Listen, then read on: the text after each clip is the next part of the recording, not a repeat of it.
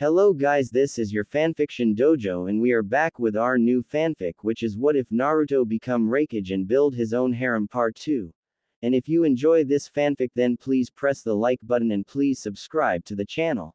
It motivates me to upload more fanfic like these for you all. Now let's start the fanfic.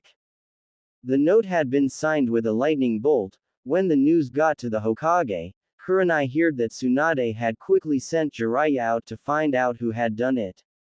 Where after a few weeks he returned to village and told them that he found out that it had been a Kumo ninja that had killed Kakuzu and Haiden. He then told them he did not know the real name of the ninja, but he did know that he was called Sorai, Blue Lightning, who had fought in the Civil War and earned great fame in it and had earned the nickname Sorai due to the fact that he was said to move like lightning.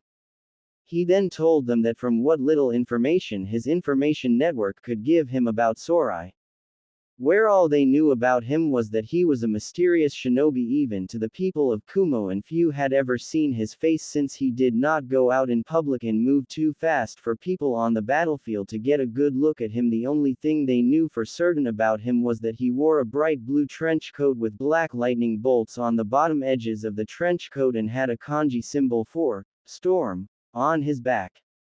Jiraiya also learned that both Kakuzu and Haiden had sneaked into Kaminari no Kuni and ambushed the Jinchuriki of the Nibi no Bakeneko, two-tailed monster cat, when she was returning from a mission and captured her, and as they tried to leave the country with her, they were confronted by Sorai, who fought and killed them both.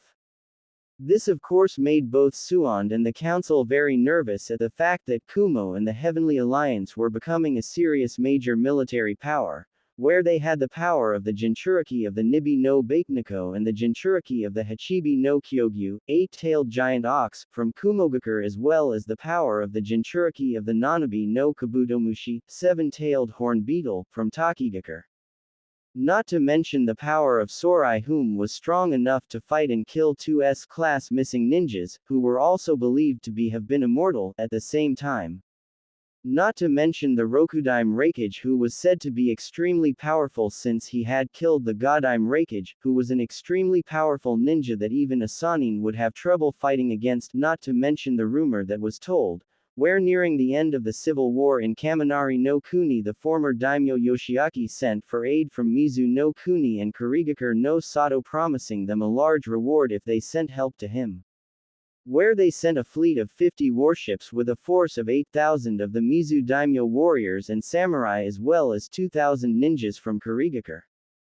But the fleet never returned, where a month later a single Kiri ninja returned half-drowned and was said to have told the Godaime Mizukage and the Mizu daimyo that the fleet had been destroyed by a single man called Denko, aka the Rokudaime Raikage, who created a massive typhoon when the fleet was nearing Kaminari no Kuni shores and destroyed it.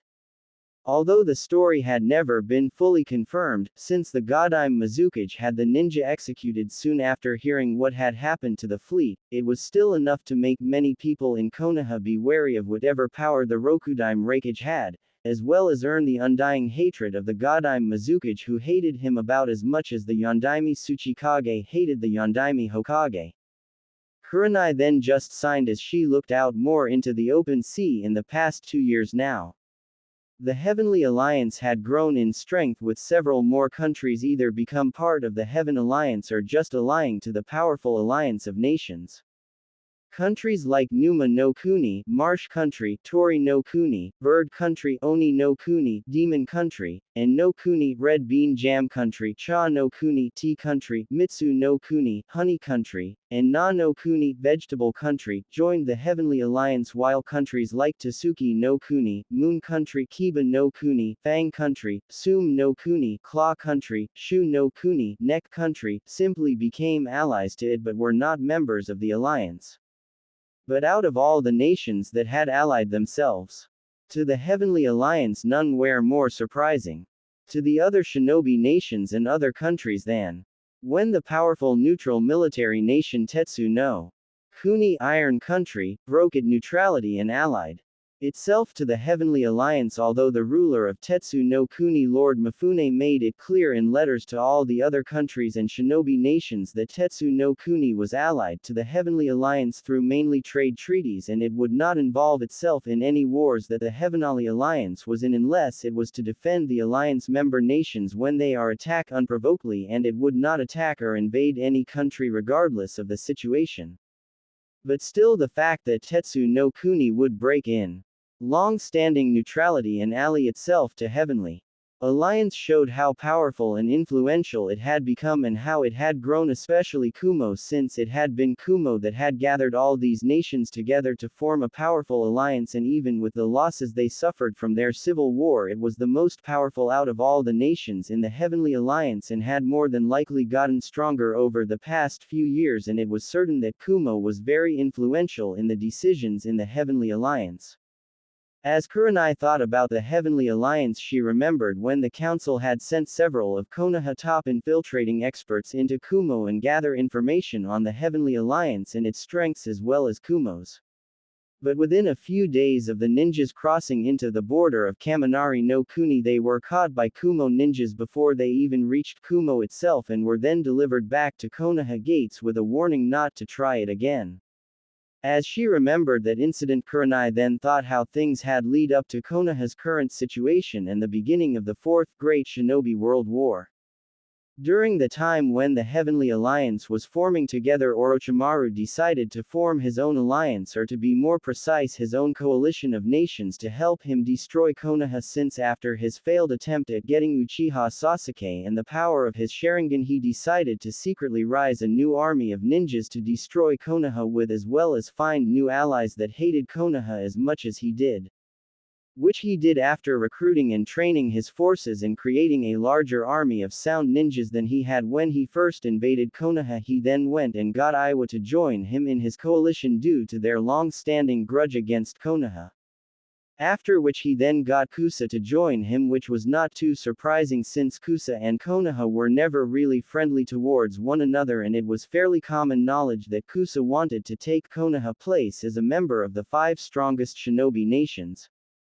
The next member to join was the Hanya clan from Hayashi no Kuni, Wood Country, who were thought to have been wiped out Danzo Root Division before they were first disbanded after the end of the Second Great Shinobi World War, which was why the Hanya clan joined Orochimaru so to get revenge on Konoha for trying to wipe out their clan.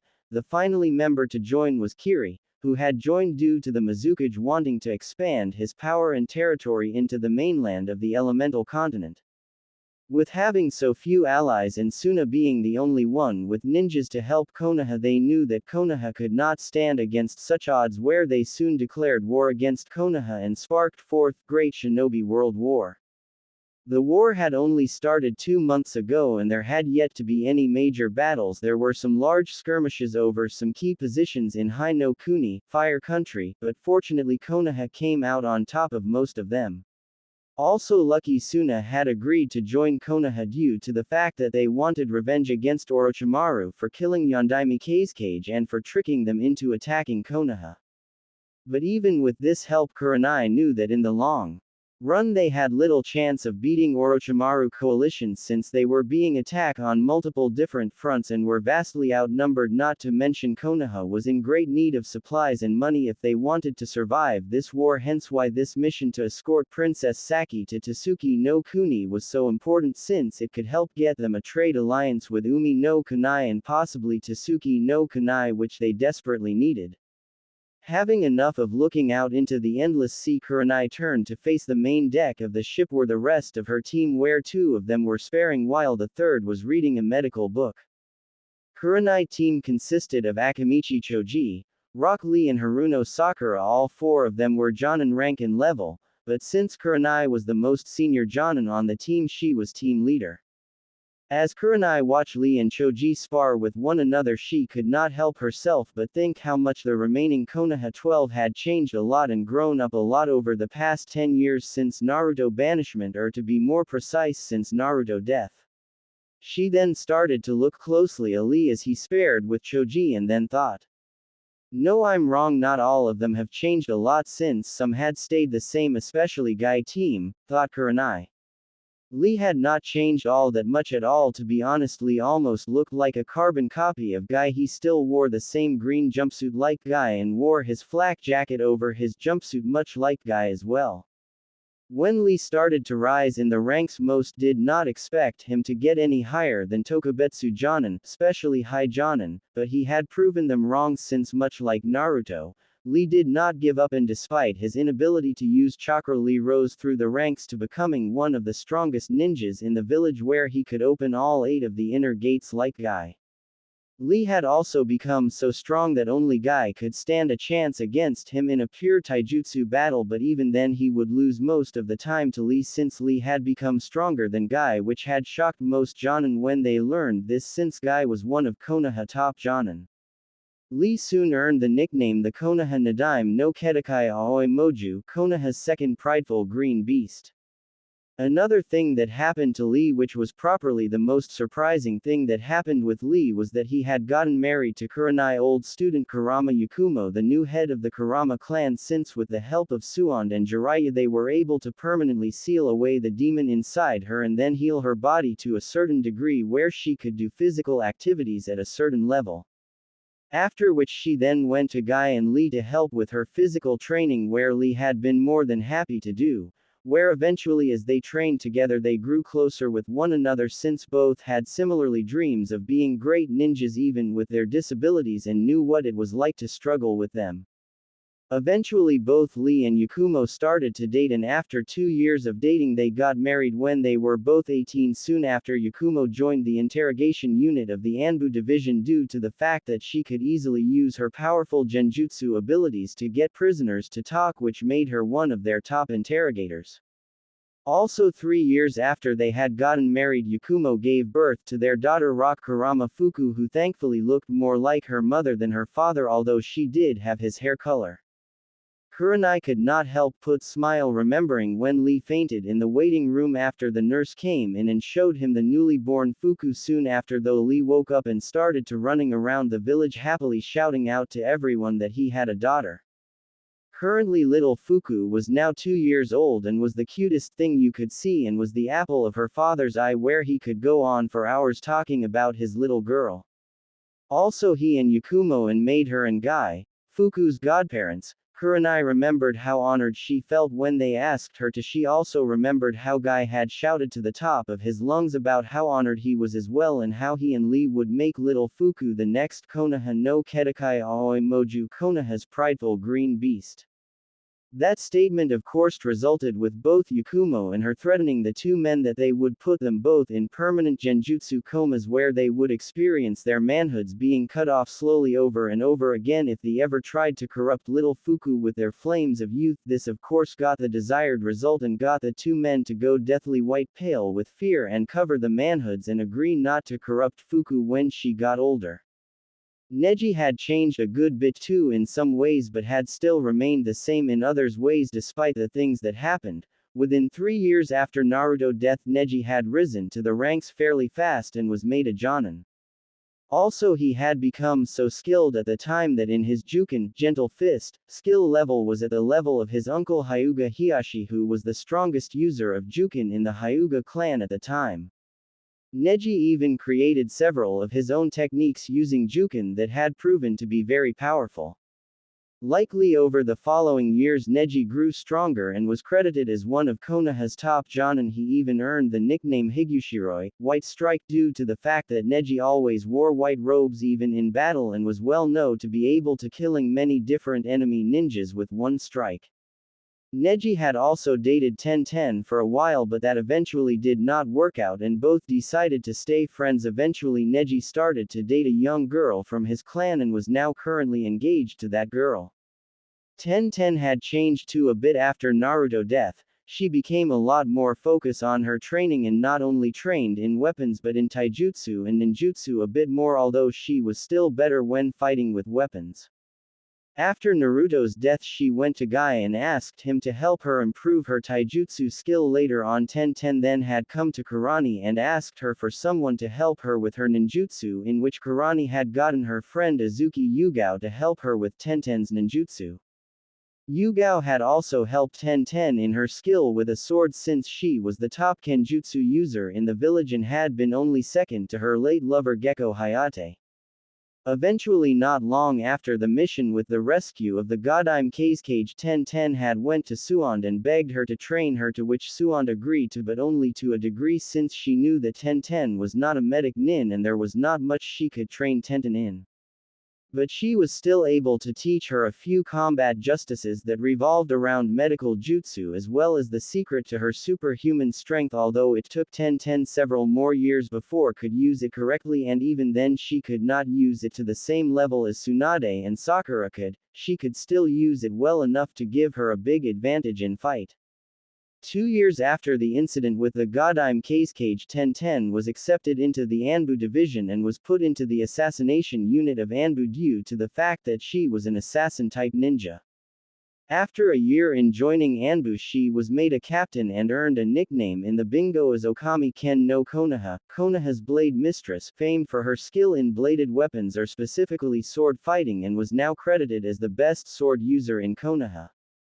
She also had quickly became known as Konoha Top Assassin in the Anbu as well, which had caused Anko to whine for a couple of days since she used to have been Konoha Top Assassin in the Anbu, and was now the chief commander of the assassination unit in Anbu. Tenten herself did not try and date anyone else after the failed relationship with Neji, since she decided to concentrate on her career more and worry about finding a relationship with someone later.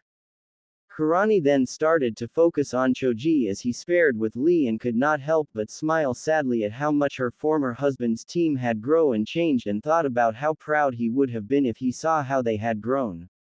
Since after Azuma's death the three of them grew stronger, where eventually they became known as the Neo Ino Shikacho, but even then they each rose and grew stronger individually. Choji had changed a great deal over the years. He was no longer fat since he had now replaced it with muscles and wore samurai-like armor and would carry a large battle axe on his back. He had also mastered all his family jutsus and was now a member of Konoha Demolition Unit and would soon become the leader, since his mastery of his family jutsus, where he could expand any part of his body and grow larger, made him perfect for destroying enemy bases and fortress, and had once destroyed an entire castle belonging to a corrupt warlord by himself before a war started. He had even earned the nickname Konoha no Kyojin Kayud, Konoha strong-armed giant. Choji later on even married a young civilian girl who had worked in one of his family restaurants as one of their top chiefs. This was of no big surprise, since Akamichi men were well known for marrying women that were excellent cooks, since they were known to love their food about as much as they loved their wives. Shikamaru had not changed too much. He was still lazy like all Naras, but he wasn't as bad as he used to be after Asuma's death, which had affected him greatly. He took his reasonabilities more serious and he trained a lot harder.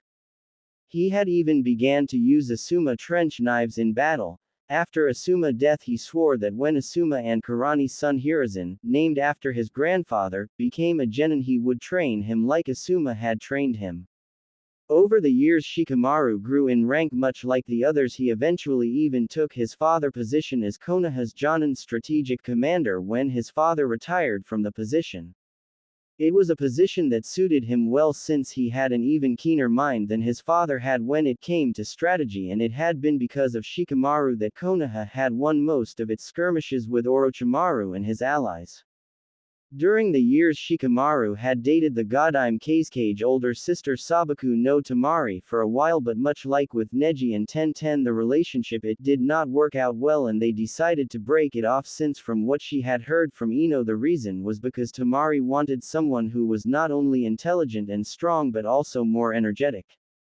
Soon after, Shikamaru then started to see a young girl called Shiho from the Code Breaker unit, where they eventually married, where when asked by some people why he married her he just replied, "She was the less troublesome woman I knew." Although despite that comment everyone knew he cared for Shiho very much and they were even expecting their first child together, to which Shikamaru had told Kurani that if it was a boy they were going to call him Asuma, which had made Kurani smile since she knew how honored Asuma would have been to be the namesake of Shikamaru's first son. Ino had changed the most out of the team even with her bad start out of the academy with being a fangirl for Sasuke and her taking the side of the villagers for the first few months after Naruto banishment. She changed a great deal for the better, especially with the death of Asuma, since it had been her first time seeing someone she cared about die in front of her eyes. After Asuma death she started to train even harder. She even went to Anko for training, something that she had regretted doing for 2 years as she went through Anko brutal training regimens. But it had all paid off in the end and she had even mastered all of her family mental jutsus, after which she then joined the interrogation unit in Anbu with Yakumo. Ino was also in the running for the next chief commander of the interrogation unit with Yakumo, since like her Ino had become one of the interrogation unit top interrogators much like her father as well due to her mastery over her family mental jutsus and because she was able to use her sexually appeal on male prisoners, and some women much like Anko had when she interrogated prisoners. Ino had even developed a little sadistic side, not to mention a blood fetish much like Anko as well, which Kurenai blamed on the fact that Ino had spent too much time with her friend during those 2 years of training, hence it only figured that a bit of Anko personality was rubbed off on Ino. Several years after Naruto death Ino even married herself. She had married the young root member Sai, who took her family name on since he did not know his own. Kurenai had often seen the two together and they both seemed to be very happy together despite the fact that Sai began as a emotionless young man who always wore a fake smile, but after hanging around the Konoha 12 gang he started to regain his emotions. Ino had even helped him get over his repressed memorizes from his horrific training in root that had began to resurface as he regained his emotions.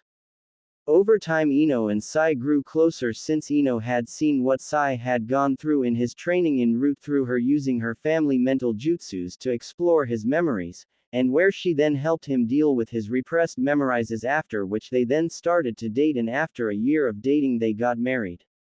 As she thought about how Anko helped change Ino's life, Kurenai could not help but remember how she also helped Iruka out when dealing with the loss of Naruto.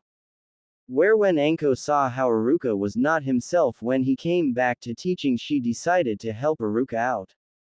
Since she had some knowledge of what it was like to be an outcast like Naruto due to her connection with Orochimaru, which had caused her to be an outcast with the villagers.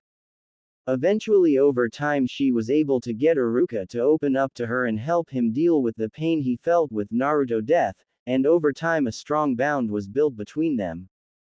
Where 3 years after Naruto death, 2 years since they started dating, Iruka proposed to Anko and they got married, where Anko left the interrogation unit, but still helped out part-time, and became a full jonin, and after a year after they had gotten married, Anko gave birth to their daughter Aiko, who was 5 now and was like a miniature Anko, and Naruto rolled up into one person due to her love of Dango and her ability to scare people as well as her love of playing pranks and causing chaos. She even had a bit of a fetish for causing explosions and destruction, which on more than one occasion she caused several minor explosions in the village. Although she was a bit calmer than either Naruto and Anko, she was even quite intelligent for her age and was quite skilled since she could already use her chakra and do both tree climbing and water walking, not to mention her control over her chakra was flawless. Kurenai then thought about her now young nephew Konohamaru, and his friends had grown and changed over the years after Naruto banishment and death. Konohamaru had changed a great deal since Naruto death, since soon after he heard about Naruto death he started to train even harder to become Hokage since he wanted to do it and honor Naruto memory. Where Konohamaru had went to Asuma and asked him to train him in his grandfather fighting style, the crazy monkey fist. He even later on signed the monkey summoning contract and got Enma to train him in Bojutsu. After Asuma was killed, Konohamaru trained even twice as hard since he now lost his parents, his grandfather and his uncle, leaving her and Hiruzen as the only family he had left in the world, where he moved in with her. Over the next few years Konohamaru grew stronger, where he learned how to do many of the jutsus that his grandfather could use as well as combined them. He even leaned and mastered the Yondaime famed Rasengan that he learned from Jiraiya, who had taught him it due to his connection to Naruto and due to the fact that he was his sensei grandson. Konohamaru had even created his own fighting style that worked well with either with Bojutsu or Taijutsu as a fighting style. He called the fighting style the Drunken Monkey Fist, which was a combination of the Crazy Monkey fighting style and the Drunken Boxer fighting style that he learned from Lee. The Drunken Monkey fighting style combined the unique agility and speed of the Crazy Monkey Fist and the power as well as the unpredictable fighting moves of the Drunken Boxer fighting style. The fighting style was so unpredictable and the moves so random that not even Kakashi's and Sasuke Sharingan could predict what moves Konohamaru would make next whenever he spar with either of them. Over the next 6 years Konohamaru rose through the ranks very quickly, where he had just recently become a Jonin and was one of Konoha top Jonin already and earned the nickname Konoha no Enku, Konoha's Monkey King, which had irritated Enma for a while with people giving his title to Konohamaru as a nickname.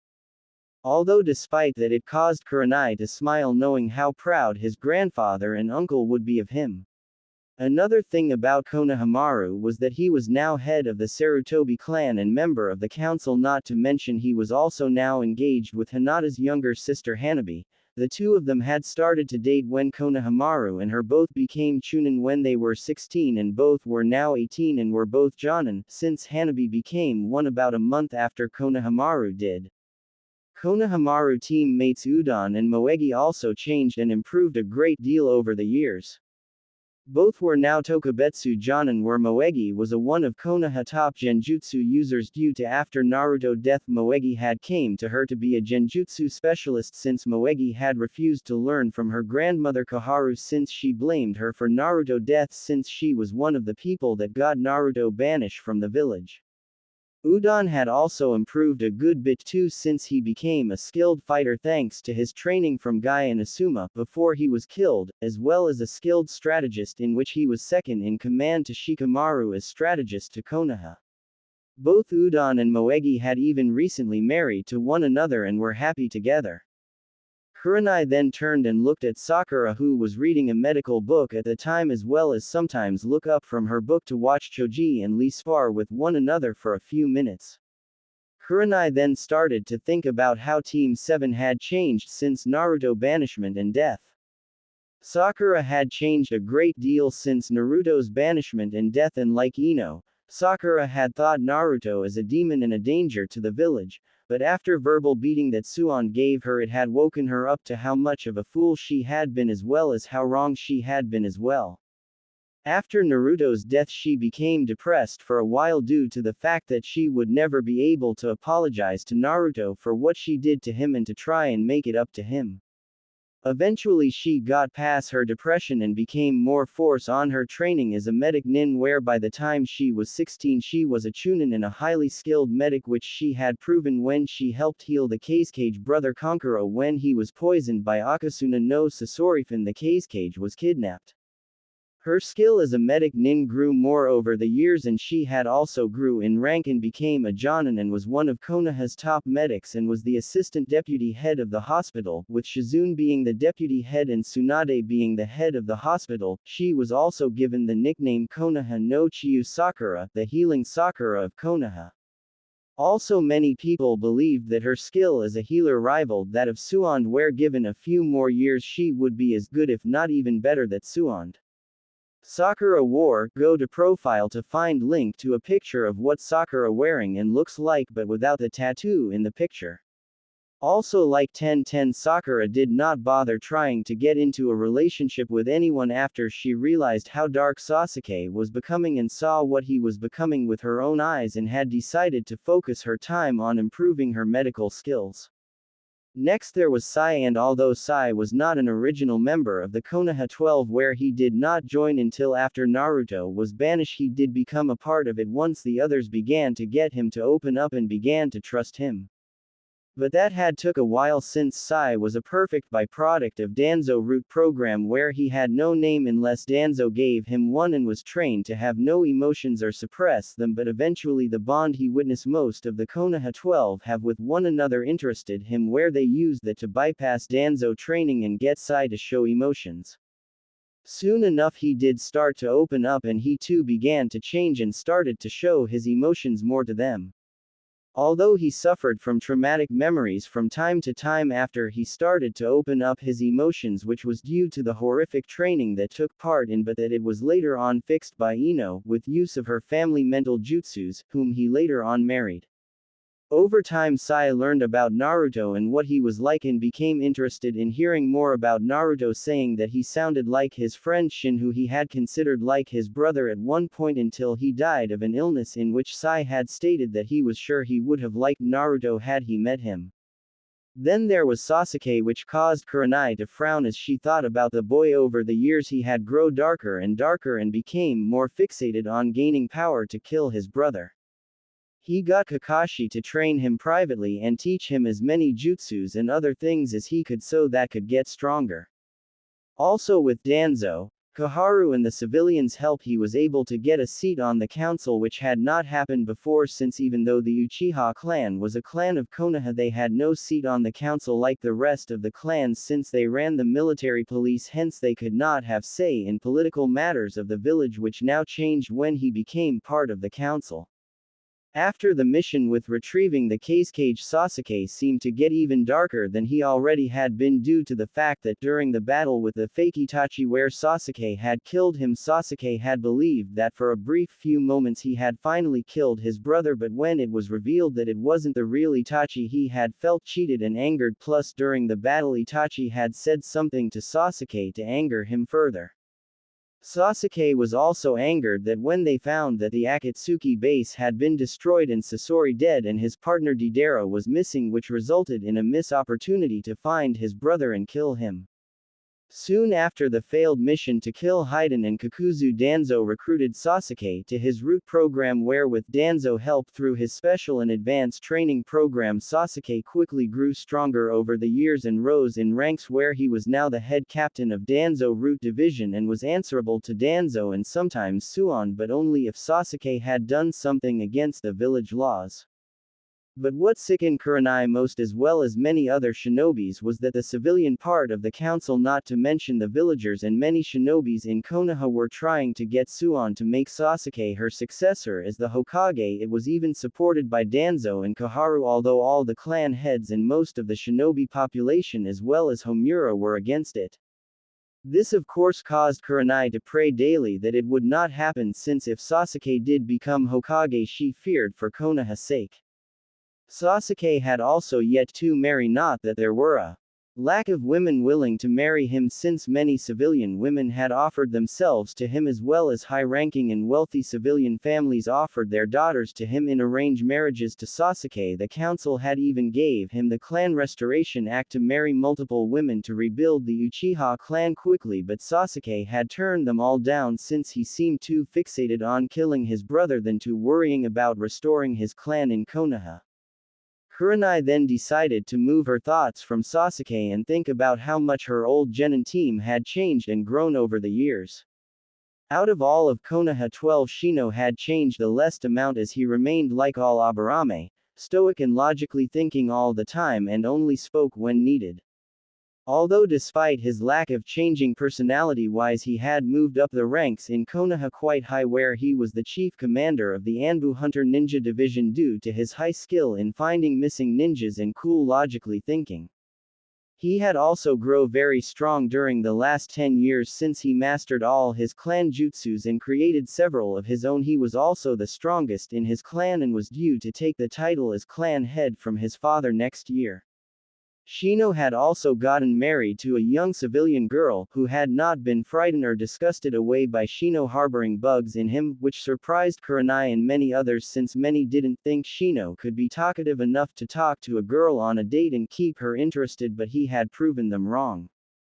Kiba had not changed too much either, since he was still hot-headed and brash as he was when he was younger, like most Inuzuka, but he had changed enough in some ways where he was not as loud as he used to be and did not rush into a fight. He actually would think and plan before he enter a fight, which had greatly surprised Kurenai when she saw him think out a plan of attack during a mission. Over the years, Kiba had learned and mastered all his clan jutsus and even improved on some of them, as well as create his own ones with his partner Akamaru, who was now the size of a large bear who Kiba could now ride on in battle or travel on. Kiba had even grown quite high in ranks of Konoha like the other members of Konoha 12, where he was now the second in command of the Anbu Hunter Ninja Division under Shino. Also, unlike most of the other male members of the Konoha 12, Kiba was still single, although it was not from a lack of trying, since he had dated several different girls, both civilian and shinobis alike, but all of his dates with them turned out with him saying or doing something perverted, which resulted in him being beaten by each of the girls. But out of all the members of the Konoha 12 that had changed over the years, Hinata had been the one that had changed the most. After Naruto banishment, she was depressed for months, where she barely said a word and did very poorly during her training with Kurenai and her father, as well as during missions. But just when she seemed to get out of her depression, news of Naruto's death came out, after which she had locked herself in her room and had tried to kill herself. After Hinata failed suicide attempt, she had started to get better when Neji and her sister, as well as Kurenai herself, had talked to her and get her to live on for Naruto's sake, but that had then changed during a spar with her father that she had done poorly in. Flashback 3 months after Naruto's death. Pathetic, said Hiashi, as Hinata fell on the ground tired and hurt from training with her father. You hardly even improved in the slightest in your Jukin in the past year. I expected you to have become better by now with that blonde Jinchuriki boy that you had a crush on gone, said Hiashi. This caused Hinata to look up at him in surprise. Yes, I knew about your crush on him. I had hoped that with him gone you would have focused on your training more and gotten better, but it seems that I was wrong. You only gotten worse. I'm not even sure that you make a even decent batch member. Maybe Neji should have just let you die when you tried to kill yourself and save the clan from bearing the humiliation of having you in the main house or even as a member at all, said Hiashi as he sighed in disgust of her. Hiashi looked down at her in disgust and then said, perhaps if you had died when you tried to end your life earlier, then you might have then been with that pathetic Jinchuriki boy, since clearly he could never be Hokage despite what he thought, and the only reason why he was able to be Neji was because of his use of the Kyuubi chakra. Perhaps Konoha would be better off without the both of you. No, I certain it would be better off without the both of you, since it is clearly better off without him in it, since he was a clear threat to the village safety with his continued inability to control the Kyuubi power, and was putting it in danger and putting the village in the line of fire of the Akatsuki, since they were after him and would have destroyed the village to get him. Yes, there is no question to that. Both our clan and the village are better off now that he dead. After which Hiashi then turned around and began to walk away, where he had his back facing her. Becoming Hokage? Ha! As if an idiotic fool like him could have become Hokage, let alone even a Kage, an idiotic dreamer that all her was, said Hiashi as he continued to walk away. But had he looked back, he would have seen a look in Hinata that no one had ever seen in her before, a look of pure hatred and rage. Flashback ends. Kurenai remembered how angry she was when she heard Hiashi, since she had come to visit Hinata at the time and decided to stay hidden behind a tree as she overheard the conversation. She had even been sorely tempted to beat the living crap out of Hiashi for saying such hateful and heartless things to Hinata. Soon after the conversation, and when Hiashi had left, Kurenai went to Hinata to comfort her, but when she got to Hinata, she simply told her that she was okay and that she was used to her father saying such things. Kurenai had known that Hinata was lying to her, but decided to let it go and let Hinata come to her to talk to her about it when she was ready, but she never did. Over the next 3 years, Hinata became like Shino, where she barely spoke to anyone, even to Kurenai. She would often disappear and come back with bruises on her body, and whenever Kurenai talked to her about it, she simply told her that she was okay and that she was just training.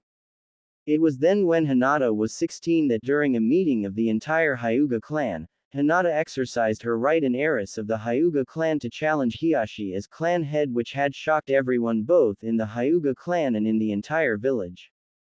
Kurenai remembered just before the match between Hiashi and Hinata how she, Neji and Hanabi had tried to talk her out of fighting her father, since they had all believed that she would just get herself killed. But Hinata had refused to give up. Kurenai even remembered Hiashi offering her a chance to give up and not be humiliated in front of the Hokage and the entire village, since the match was in the village arena, to which Hinata refused. Flashback fight. When Neji, the proctor of the fight, said begin. Both activated their Byakugan. Hinata then disappeared in a burst of speed that could only be matched by Guy or Lee without their weights. She then reappeared in front of Hiashi, who was too shocked at her level of speed to react in time to dodge the Chakura no Mesu Chakra Scalpel strike, which she had activated when she ran at him, to his chest and then delivered a side kick to his head and sending him several feet away from her. Hiashi had quickly recovered from the surprise attack but began to breathe heavily and cough due to the damage in his lungs due to the Chakura no Mesu strike disrupting his breathing in his lungs. Have you fallen so far in your use of the Jukin that you have to use medical techniques to fight me with? Have you not shamed the Hyuga clan enough with your failings? You're a disgrace to our noble clan, said Heishi in a cold voice. Disgrace, said Hinata. If anyone who is a disgrace it is you, father, saying it in disgust, you and all the elders who are too stuck in their old ways to accept change. You are all prideful blind fools who believe that our eyes and our Jukin style are enough and believe that to use jutsus and other techniques is to lower ourselves. Which is clearly wrong, since all it does make us weaker. We are no noble clan, since no noble clan would treat their own clan members in such a way like we have by making our kinsmen no better than human shields and slaves. You and the elders claim that our eyes see everything, yet you and the elders are all blind to the simple truth, which is that eventually the Hyuga clan will have to change from its old barbaric ways and that there are many different types of strength which cannot be easily seen by simply how well they fight or do something, which is why you will lose this fight, said Hinata with a calm yet equally cold and confident voice much like Hiyashi's. This of course got Hinata many angry glares from the Hyuga elders for insulting them and their traditions. You impudent child, said Hiyashi or a barely contained snarl. He then attacked with several Jukin strikes which Hinata easily dodged all of them. Hiyashi quickly began to lose his clam exterior and attacked her with his Hake Rokujuin Sho, 8 trigrams 64 palms. To which Hinata quickly fell in a stance and the called out Shugohak Rokujuin Sho, protection of the 8 trigrams 64 palms, and blocked all of Hiyashi attacks from his Hake Rokujuin Sho with some kind of unknown technique and left several cuts on his hands and fingers. This of course got her wide-eye shocked looks from everyone, especially the Hyuga clan members, since they had never seen or heard of this technique. What was that technique you used? Asked Hiyashi with clear shock in his voice and on his face. It is my Shugohak Rokujuin Sho. It is a technique that I created from my knowledge of Jukin that allows me to use my natural flexibility along with my high chakra control to emit a constant stream of chakra from my palms, creating extremely sharp chakra blades. With my natural flexibility, I can reach any point around me, and allowing me to hit any target or defend against any attack within my field of vision. Also, as you also saw while using this jutsu, my hands move extremely fast, allowing me to hit hundreds of targets with extreme precision, much like your Hake Rokujuin Sho, as well as defend against such attacks like the Hake Rokujuin Sho, making it the perfect technique to use to block the Hake Rokujuin Sho. Additionally, I can control the size of the chakra beams in my palms, allowing me to create larger, arc-shaped chakra beams that spread out across my entire attack range, cutting anything in its path in half. In a way, this is my absolute defense, since its effect are somewhat similar to that of the Hakushokaden, 8 trigrams palms heavenly spin. In this way, the technique can be used as both an offensive and defensive maneuver, said Hinata in a calm voice with a hint of pride. Many in the crowd, especially the Hyuga clan members, could not believe that the shy mink young heiress could create such a technique by herself. But before Hiyashi could fully comprehend what he had heard from his failure of a daughter, Hinata disappeared from his sight again and reappeared in front of him, aiming a Jukin strike right at his chest.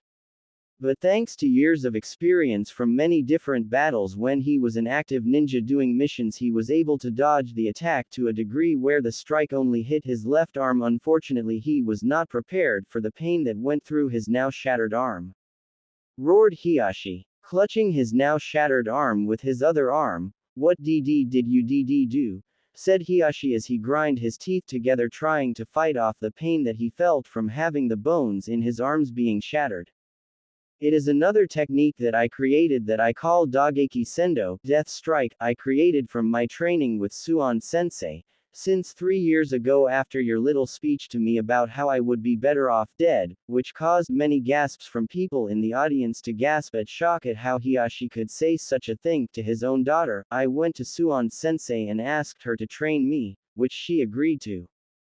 During which over the past 3 years she been teaching me in secret many medical techniques and training me into becoming stronger. She even taught me the basic of how her super strength is worked and how it is used, in which over the years I combined the basic of this technique with my Jukin and my high chakra control to allow me to send massive and concentrated pulse waves of chakra through my fingertips into any object that I hit, causing it to shatter and break with a single strike.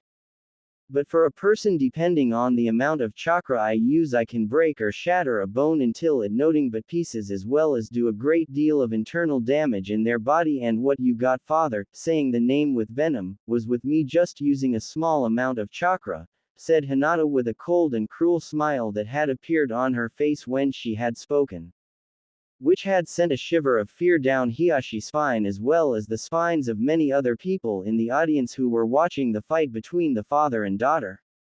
After finishing speaking, Hinata then disappeared again from sight and reappeared in front of Hiyashi and delivered another Dageki Sendo at his chest, causing him spit out blood as he was sent sailing across to the other end of the arena and hit the wall and leave a large dent in it. As Hiyashi struggled to keep himself standing, Hinata appeared in front of him again and hit him with several more of her Dageki Sendo, causing him to smash against the arena wall several more times, making the dent in the wall bigger and causing more of Hiyashi bones to break and shatter, as well as causing more internal damage in his body. Many people in the audience could not help but flinch, cringe and look away as they heard Hiyashi screams of pains as well as the sounds of his bones breaking and shattering from Hinata attacks. Hinata soon stopped, and just when everyone thought she was done, she quickly went in the Hake Rokujuyan Sho stance and accompanied the Hake Rokujuyan Sho with her Dageki Sendo technique and attacked, causing Hiyashi to scream into the high heavens in pain as every bone in his body was either broken or shattered from Hinata's relentless attacks, and was then sent right through the arena wall and flew about 100 feet outside the area wall and crashed in a crumpled blooded heap. It was then that Hyuga Hiyashi, the head of the Hyuga clan, the said to be the strongest Hyuga in Konohagakure and who prided himself on his strength and power, was now a broken cripple of a man. His silk-white ropes were now covered in dirt and in his own blood. Every one bone in his body was broken or shattered. His entire body screamed in pain from his daughter's attacks. He was coughing up large amount of blood and could barely breathe, let alone move. He was certain that all his ribs were broken and that he had a punctured lung, and God knows what else. He could barely even stay conscious due to the pain he was feeling. Hiyashi also knew that if he did not get immediate medical attention, he'd be dead within minutes. It was then that Hinata suddenly appeared over him with a look that was so cold that it could have frozen water. And for the first time in many years, Hyuga Hiyashi, head of the Hyuga clan and so-called strongest Hyuga in Konohagakure, felt true soul-wrenching terrifying fear run through his body as he looked into his daughter's cold lavender eyes that seemed to freeze his very soul in fright. Hinata then raised his hand for one more final strike, ready to finish him, when suddenly Neji and a dozen or so Hyuga branch members appeared and held her so to stop her final strike, which was just mere inches from Hiyashi's heart. Hinata-sama, please stop this. There is no need for this. Yuan, you have beaten your father. You're the new leader of the Hyuga clan. Hinata, please. He not worth killing. This is not you. This not what Naruto would want you to become, said Neji with both worry and fear in his voice. Fear of what his once kind-hearted, sweet, shy and gentle cousin was becoming. For a moment it looked like Hinata might try and do it, but once Neji said Naruto name, it got to her and she removed her hand away from her father's heart slowly and nodded her head, showing that she was finished, where Neji and the other Hyuga branch members let go of her. After they did, Hinata then kneeled down to her father.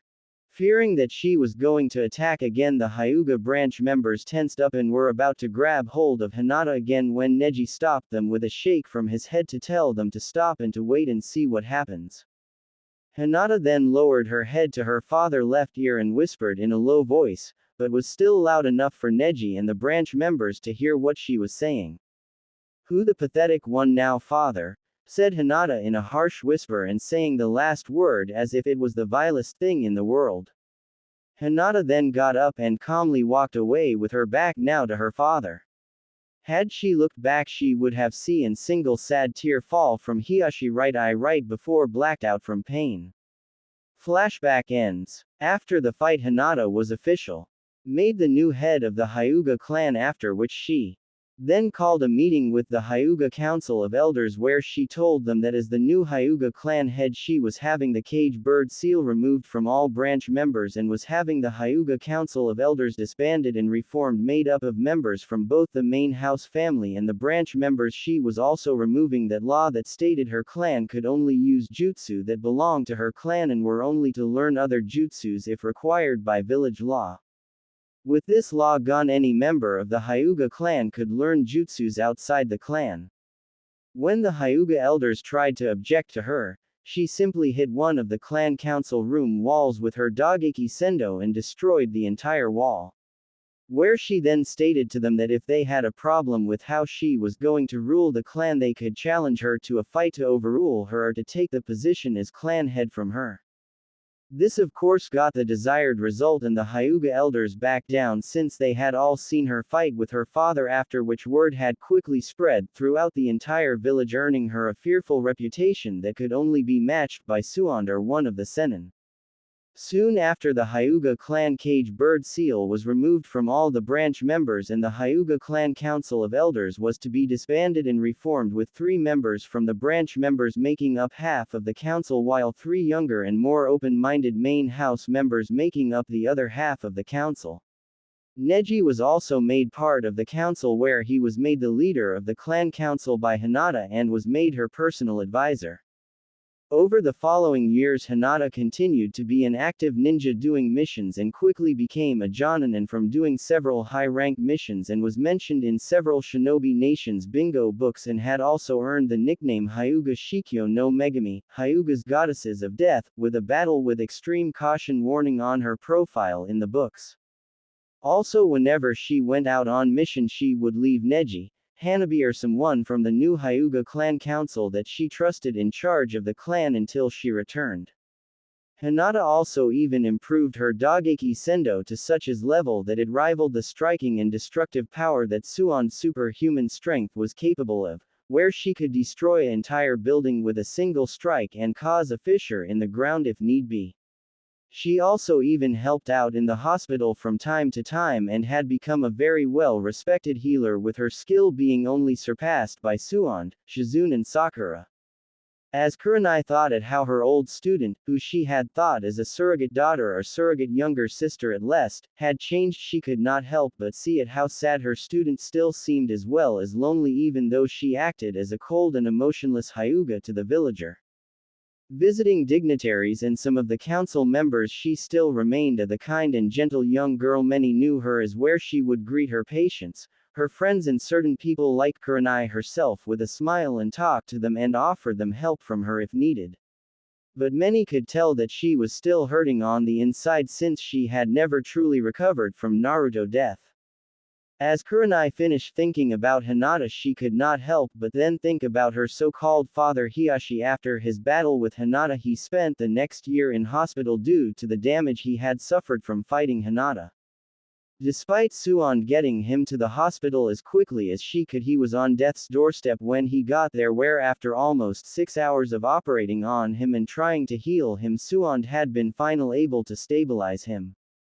He spent the next year in the hospital under constant supervisions under Sakura, Suand and Shizune, since the damage to him was so great that it took that long just to heal his body and bones. It even took 6 more months before he was able to walk under his own power. During that time, not one single person other than Sakura, Suand and Shizune or the hospital nurses visited him. This was because many people had heard about what had he done and said to his daughter, where many people had been disgusted with how he had treated his own daughter, and most people had lost all their respect for the man. But even despite what he had done, Kurenai could not help but feel pity for the former Hyuga clan head, since she had seen him on several occasions, and whenever she saw him she did not see the once proud and strong Hyuga man that was once head of one of the most powerful and noble clans in the village. He was gone now, and all she saw was a broken shell of a man who did not hold himself proud and strong like he once had. He couldn't even look at anyone in the face. Kurenai had once spoken to him, and when she looked into his eyes for a moment she saw shame, self-loathing and guilt in them. A year of being in the hospital alone with no one to visit him and someone to talk to had left Hiyashi a great deal of time to think about the things that he had said and done over the years with his daughters, where he had most likely come to realize how much of a cold-hearted, prideful bastard he had become, and what he had done to his daughters, especially Hinata. Hinata had not only broken Hiyashi's entire body, she had also broken his spirit and pride, and was nothing but a shell of a man. He could not even speak to Neji or to either one of his daughters, since whenever he had tried, the guilt and shame of what he had done over the years overwhelmed him. Kurenai had heard many say that this was simple karma for what he had done. Others had said it was poetic justice for his crimes to his daughter and his family. Some had even said he got what he deserved. But regardless of that, Kurenai still pitied the man. Hiyashi had indeed reaped what he had sowed and got what he had wanted. Hinata had indeed become the strong and powerful Hyuga clan head that he wanted her to be, but it had cost him dearly to do it, a price that Kurenai herself, though, was far too high a price to make it worth it all. Since Hiyashi had lost the love and respect of both his daughters and the rest of his family, and he was now alone and paying for it every day, and would have to live with what he had done for the rest of his life. Having thought enough of the past 10 years and what had happened and changed in those years, Kurenai decided to focus on and accomplishing her mission and getting back to her son as soon as possible, where she hoped would be without incident. Unfortunately, that hope would soon be dashed, and any hope of seeing her son soon would also be dashed as well. Several miles away behind a small deserted island, 3 of Mizu no Kuni warships and 2 Kiri warships were lying in wait for the ship carrying Princess Saki. On board the lead ship, a young crewman was running through the ship heading towards the Commodore, a commander of more than one ship, on the command point of the ship. "Sir, the shark units that you had sent to scout out for the royal ship has just reported in that they have sighted the royal ship carrying the Princess of Umi no Kuni only 3 miles away from us," said the young crewman as he saluted to the Commodore of the squadron. "Very good. Signal all ships to move out and have the shinobi forces on board the ships, as well as have all the men to get ready for battle," ordered the Commodore to the crewman. The crewman saluted again and ran off to do as the Commodore ordered, after which the Commodore then turned to the man that he had been talking to before the crewman arrived with the news. "It seems that everything is going as planned. Will your men be ready and do their job right?" asked the Commodore to the man. "Of course they will. Just make sure that your men do not destroy that ship the princess is on. When you fire on it, she is no good, dead, and without her our plan is ruined," said the man called Isurugi Raijuda. "I know that. Just make sure that you and your men do your job. Besides, I heard that the Umi daimyo has hired a team of highly skilled ninjas from Konoha to protect his daughter," said the Commodore to Raijuda. "Ha! Konoha is nothing but a shadow of its former self. It is weak now. By the time this day is done, we will have the princess, and everyone will know that the shinobis of Konoha are inferior to those of Kiri," sneered Raijuda. "We shall see, Raijuda, we shall see," said the Commodore as he walked away from Raijuda to get his men all ready to move out and for battle. Raijuda just ignored the Commodore's last comment. Isurugi Raijuda was the last remaining loyal member of the current Kiri no Shinobigatana Nananan-shu, 7 Swordsmen of the Mist, since one of the former members was a S-class missing ninja and part of the famed organization of S-class missing ninja, the Akatsuki. 2 of the other members of the Kiri no Shinobigatana Nananan-shu that had also gone missing were dead both and had been both killed by ninjas from Konoha, Momochi Zabuza had been killed about 10 years ago in a battle against the famed Copy Ninja, Hitaki Kakashi and Nami no Kuni along with his bloodline freak of a partner Haku. The other member Kurosuke Raiga had been killed by the famed Anbu captain the Okami Ken no Konoha, Tenten's nickname, 4 years ago back when she was just a ordinary Anbu agent. It seemed that Raiga had taken over Katabami gold mine in the river country running his own little gang and was burying people alive to satisfy his sick little fantasies with having funerals. Somehow the villagers had sent word for help to Konoha where they sent the Okami Ken no Konoha to deal with which she did. He even heard that like Zabuza, Raiga had a bloodline-wielding freak as a partner who was now living in the village where Raiga was killed by the Okami Ken no Konoha. Ha! No wonder that Weekly was able to get into the Kiri no Shinobugatana Nanananshu with one of those freaks helping him. Serves both him and Zabuza right, letting those freaks live and using them to make them stronger. The only good bloodline user is a dead one. The world would be better off without them all, thought Raijuda. The two other members of the Kiri no Shinobugatana Nanananshu were both bloodline users, and when the bloodline crusade began they both became missing nin as well. Not that Raijuda cared since he had never liked either of them. He even heard that as they fled the country they found a squad of bloodline hunters killing a family of Hyoten users where they killed most of the squad and took in the only survivor and young boy. Figures that those two would do something like that. Freaks like them usually stick together, pulse they were always too noble to get the job done when it was needed, like killing kids, thought as he scoffed at the thought of the two former members. The one other remaining member of the Kiri no Shinobugatana Nanananshu that was with Raijuda and the others went and betrayed Kiri and joined the rebel factions against the Umi Daimyo and the Godime Mizukage. He was even later on joined the last surviving member of the old Kiri no Shinobugatana Nanananshu, who were formed after all the members of the original Kiri no Shinobugatana Nanananshu were killed. Traitors the lot of them, but it does not matter, soon enough the rest of them will be all dead and Kiri's glory will soar once again once Konoha is destroyed, and I will be its hero and will reform the Kiri no Shinobugatana Nanananshu in my image, thought Raijuda as he smiled evilly. Soon my time will come, thought Raijuda as he walked down to the main deck to get ready for the attack. 1 hour later, on board the royal ship, currently Kurenai and Sakura were talking to the princess about what life in Konoha was like. Lee was showing pictures of his daughter to some of the guards and talking about her youthfulness, much to the guards' annoyance with hearing the words flames of youth or youthfulness over and over again. While Choji was happily munching on the food that the ship's cook had given him. Suddenly a cry from the man on the crow's nest was heard by everyone on the ship. "Ships ahoy! Ships ahoy!" cried the man. Quickly everyone went and looked at all sides of the ship to find where the ships were, in which they saw them in the distance from behind them. "How many ships are there?" shouted the captain of the ship. "There are 5 of them and they are all warships and they are heading for us," answered the man. This got everyone worried. 5 warships were headed for them. "Are they pirates?" asked the captain, which was what everyone else was thinking. "No," answered the man. "Then who are they?" shouted back the captain. "They are from Mizu no Kuni and 2 of them have the symbol of Kurigakure on them," said the man. "What are ships belonging to Mizu no Kuni and Kurigakure doing this far south?" asked the captain out loud. "They must be after the princess. That the only possibility. They must want her to hold her for ransom or hold her as a prisoner to force both Umi no Kuni and Tasuki no Kuni into doing whatever they want them to do," said Kurenai as she went up to the captain. "If that is the case, we cannot allow them to capture me. I refuse to allow myself to be used as a political pawn to force both my father and Hikaru-kun to bend to the will of that tyrant the Mizu daimyo," answered Princess Saki. "Do not worry, princess, we will protect you and we will make sure that they never lay a hand on you," answered the captain of the guard. "Captain, can this ship outrun those warships?"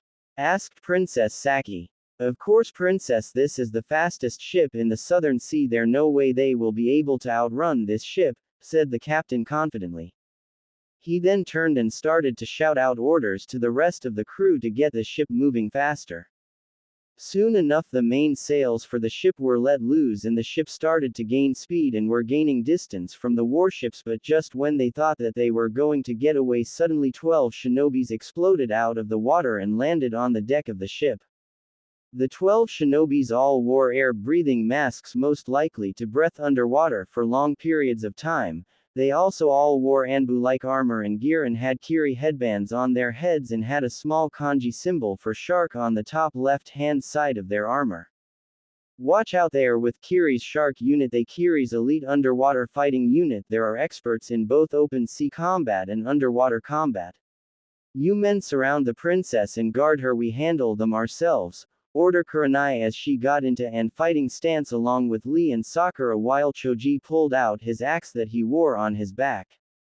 The guards quickly followed Kurenai orders and made a circle around her, protecting her with their bodies with their swords out, ready to defend the princess with their very lives if need be.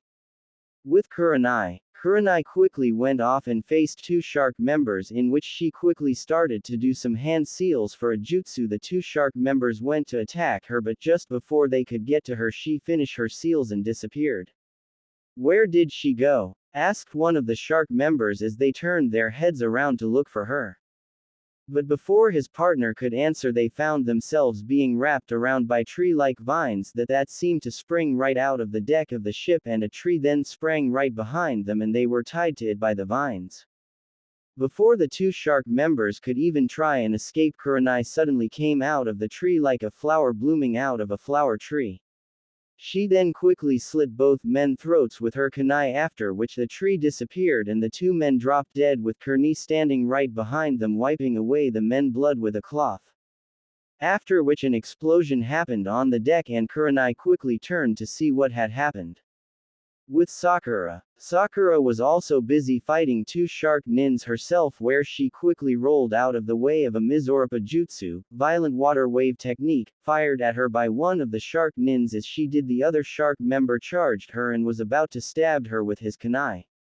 Sakura then quickly did a low spin kick, causing the Shark nin to fall on his back onto the deck of the ship.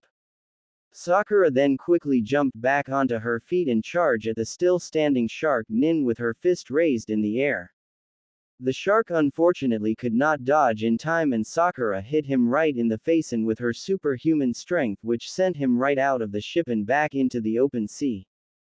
She then turned around to deal with the remaining shark nin, which was lucky since she was then able to see an incoming kunai and was able to leap into the air in time to avoid the incoming kunai that was thrown by the other shark nin at her. The shark member then looked up into the air and was just in time to see a drop axe kick falling right onto his head, which was coming from a falling Sakura, and was then sent face first right into the deck of the ship, where the power from Sakura's superhuman strength sent him right through the deck of the ship and crashed right into the bottom floor of the ship. Sakura just wiped the dust off herself, pleased with herself with dealing with the two men easily enough. But suddenly Sakura's attention was focused on the explosion in the middle of the ship deck. With Lee quickly engaged three shark nins, and by using his great speed to his advantage he quickly delivered a hard punch right into the face of an unsuspected shark nin, where he was sent crashing right into one of the lower masts. Lee quickly ducked an upper slash attack from a Tonto sword from one of the other shark nins, where had he not ducked it would have cut his head right off. Lee then disappeared and reappeared behind the attacking shark nin, where he then cried out, "Konoha Senpu Leaf Whirlwind," and then did a spinning kick which hit the surprised shark nin in the side of the head and sent him right across the ship and crashing right into the water. Lee turned to the remaining shark nin, where the remaining shark nin got his kunai in hand and went to charge at Lee, where in a second or two he had already spilt the gap between them in half.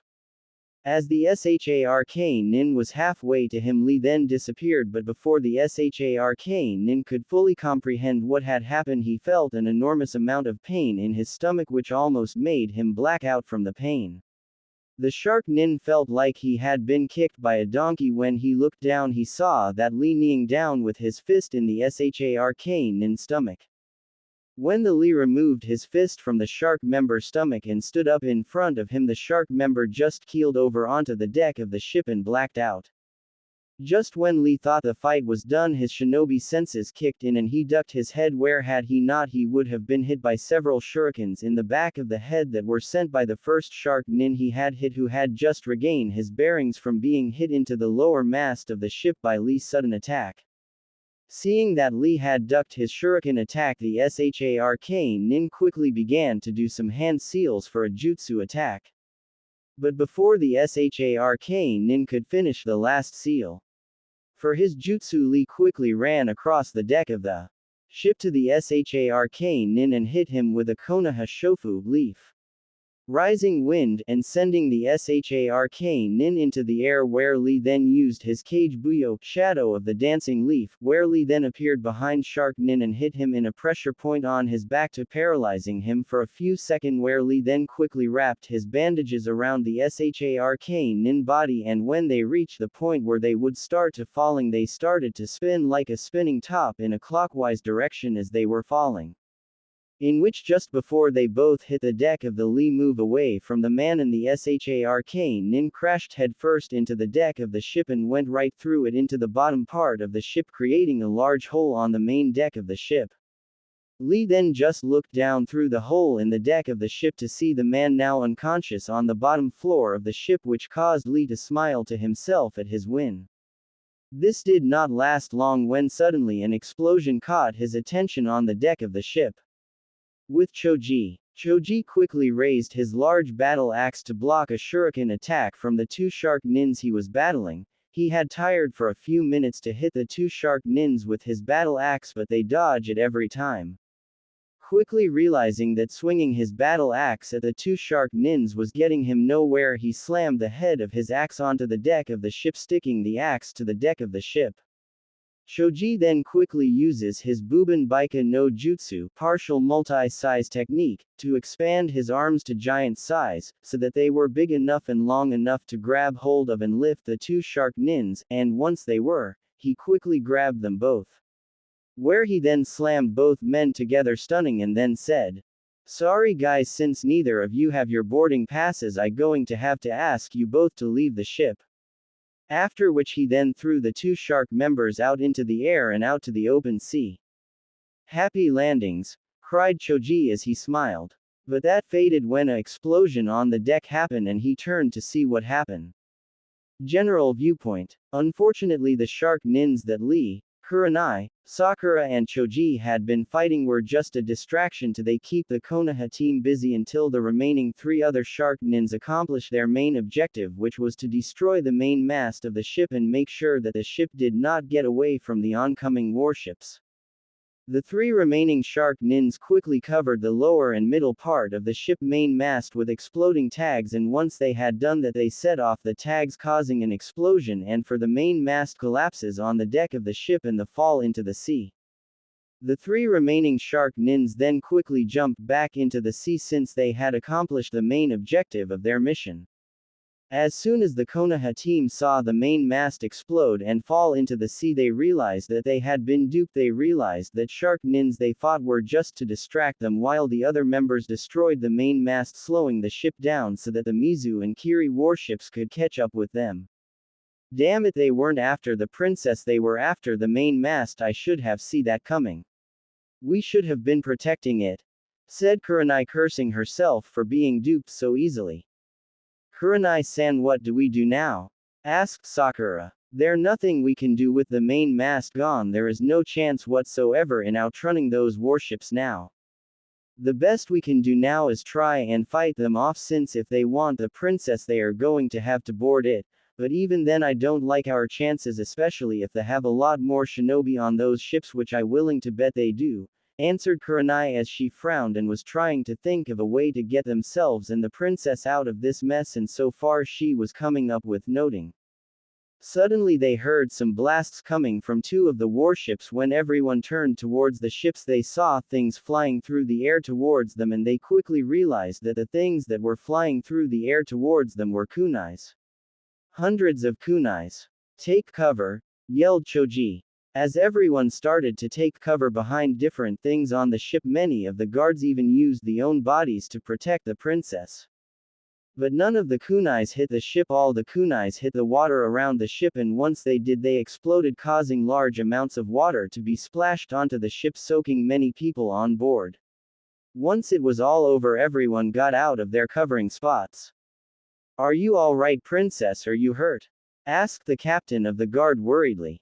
"No, I fine, thank you, Captain Yamaka," answered Princess Saki as she got up from being on the floor of the deck when her guards used their bodies to try and cover her. "Shit. They're using exploding kunai. What the hell? Are trying to kill us?" cried Choji. "Well, if they are doing a pretty bad job since they missed us," said Sakura. "No, that was just a warning telling us that they have the power to kill us all if they want to, and to intimidate us," answered Kurenai. "But what was it that they just used to fire all those exploding kunai at us?" asked Lee. "I'm not exactly sure, but I might have an idea, and I hope I'm wrong, because if I'm right we have no chance of surviving this, and it will do a lot of damage to Konoha in the coming battles against Kiri," said Kurenai, as she was clearly worried with the current situation they were in right now. It did not take long for the warships to get to them and surround their ship, although the princess guards prepared to battle as did the Konoha team and the crew of the ship. They were still vastly outnumbered. They also soon saw the volley guns on board two of the warships, and they were loaded with more kunai and were aimed at them. Also, there were at least 100 Mizu warriors on board the ships, all armed with swords, spears, bows and arrows. Also on the ships were 60 Kiri ninja. Many of them were carrying several strange-looking weapons in their arms. "Wait, I know those things. I seen things like that when I was in Haru, Yuki no Kuni," said Sakura in surprise when she saw the volley guns. "Yes, you would have, I imagine," said Kurenai with a frown, since her fears had been confirmed. "But how did Kiri get them, since they belong to Haru, Yuki no Kuni, and since they are members of the Heavenly Alliance and allies to Kumo? They would never give Kiri their weapons, since the Godime Mizukage hates the Rokudime Raikage, and he would use those weapons against him and Kumo as well as the rest of the Heavenly Alliance," said Sakura. "That because they didn't. You see, a few years ago Jiraiya-sama reported a rumor he had heard, that when you and your teammates defeated the daimyo of Haru, Yuki no Kuni Kazuhana Dodo, a member of his inner circle had escaped the country with some plans on one of the weapons that Dodo created. Where the member then later on sold it to Kiri. The rumor was never confirmed due to Kurigakure never showed any signs of having it, but had tightened up security in the village and kept certain docking ports in Umi no Kuni closed off from most people," answered Kurenai. Suddenly a man in samurai armor appeared on top of the command point of the Mizu warship and began to speak. "Attention all crewmen and warriors of Umi no Kuni, as well as Konoha shinobis, as you can see we have you completely surrounded. You have seen what our volley guns can do, and they are now all aimed at you. I suggest that you all surrender now and save your lives. There need be no more bloodshed and lives lost today," spoke the man in armor. "You would not dare fire those things at us, since you clearly want to take the princess as your prisoner, since you purposely missed us when you fired your volley guns earlier. If you fire them now, you will not only kill us all but the princess as well," said Kurenai as she stepped forward to make herself known.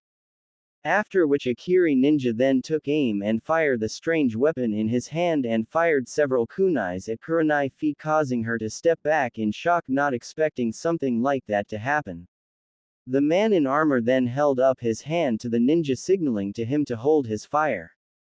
"Although what you say is true, Konoha Shinobi-san, as you can see for yourself, we also have handheld versions of the volley guns and kunai launchers. They are much more accurate and just as deadly. Not to mention we can also board your ship from all sides, and we vastly outnumber your group, hence you have no chance of defeating us, and we will just take Princess Saki in the end with force. So I ask you again to surrender now and save your lives. You will not be harmed, I give you my word. I will give you 30 seconds to make your decision," said the man in armor. Just as the man in armor had just stopped speaking, someone shouted, "Wait!" Where Princess Saki walked out from behind her guards and stood in front of them to speak to the man in armor. "Princess, please get back behind us," spoke Captain Yamaka as he tried to get her back behind him, but she just brushed him off. Although I would rather die than become a political pawn to be used against my father and Hikaru-kun, I will not allow all these people die needlessly to try and protect me. If you give me your word as an officer, which you clearly are, that you will not harm any of these people and you let them go, I will surrender myself to you without resistance, spoke Princess Saki, standing with an aura of nobility and confidence around her and speak without the slightest bit of hesitation or nervousness in her voice. Princess, you can't do this, please don't do it, cried Captain Yamaka as he tried to stop her from surrendering herself to them.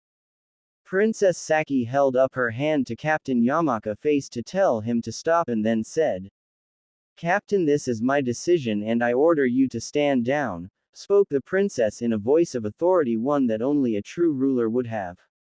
Captain Yamaka at first did or said nothing, but eventually lowered his head in complacence and answered, Very well, Princess, this is your decision and I will do as you say, after which he stepped back from her. Princess Saki then looked to the man in armor again, who had been watching the whole ordeal with interest, and spoke with just as much confidence as she did before and said, Do we have an agreement then? The man in armor then nodded his head in agreement and said, We do, in which I, Commodore Fuji Kazan of Mizu no Kuni Royal Fleet, do hereby give you my word that no harm will come to any of the other people on your ship and I will let them go freely, said Commodore Kazan.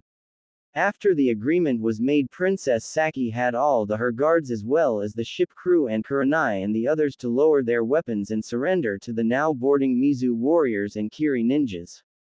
Soon enough, everyone on board the Umi royal ship was rounded up in one large group and they had their hands in the air as a sign of their surrender, with Mizu warriors and the Kiri ninjas all pointing their weapons at the surrendering crew and ninjas.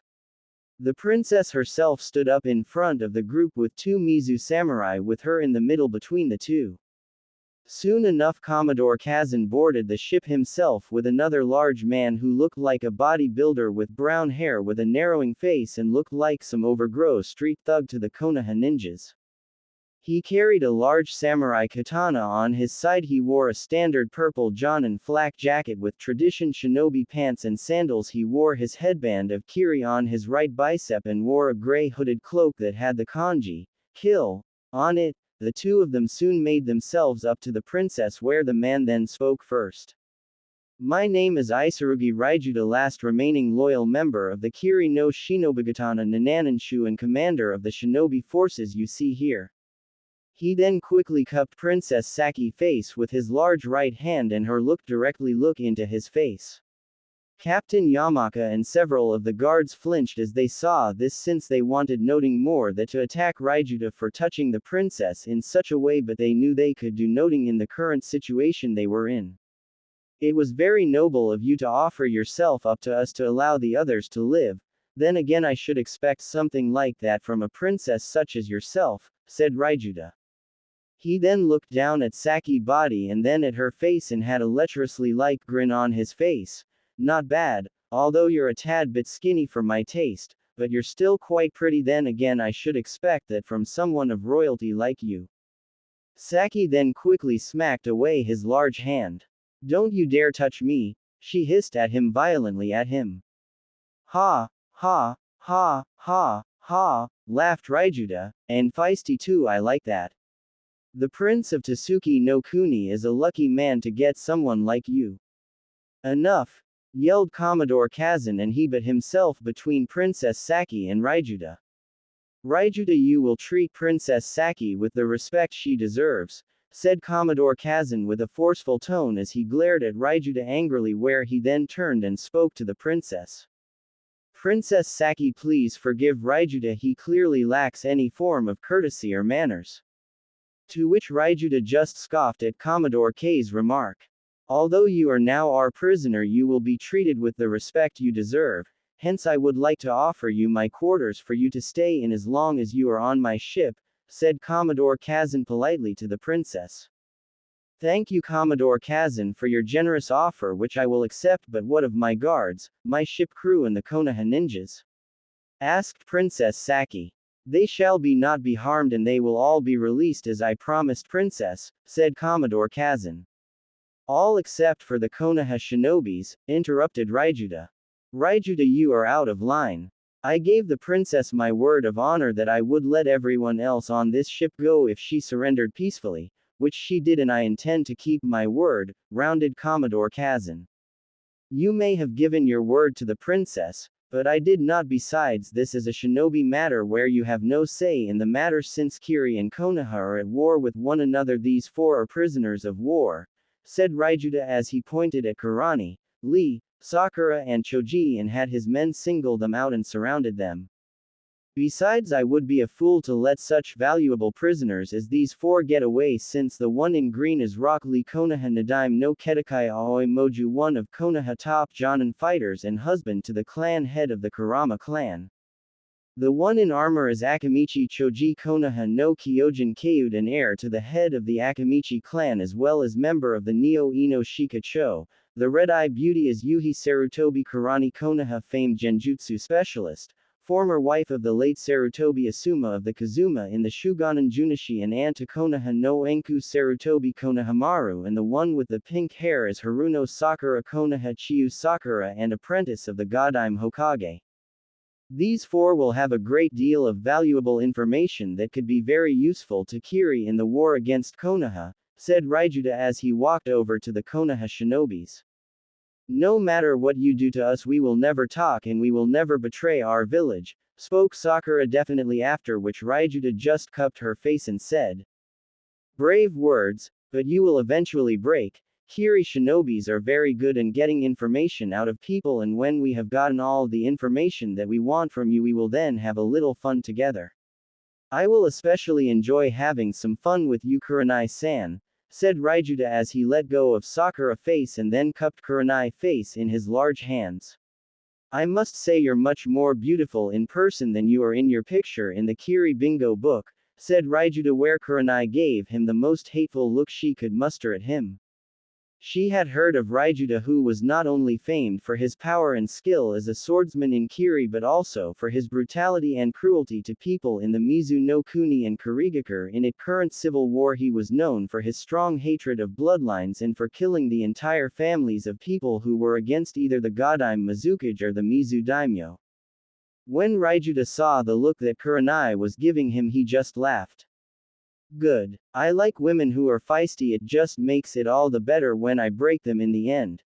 And they always do in the end, said Raijuta as he smirks when Kurenai just continues to glare at him with all the hate she could muster in herself. Raijuta then turned to Sakura and eyed the curves of her body and shape of it, and eyed her lecherously. As he did, Sakura could not help but feel that she needed a shower as he looked at her. Perhaps after I done breaking Kurenai-san here I will come to visit you then, Miss Haruno, said Raijuta with the same lecherously grin on his face as he held a handful of Sakura pink hair and ran it through his fingers.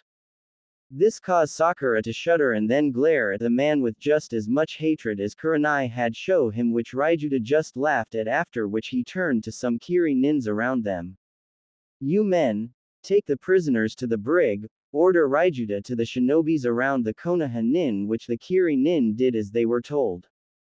As they were being brought on board to one of the Kiri warships, all four of them knew what would happen once they reached Mizu no Kuni.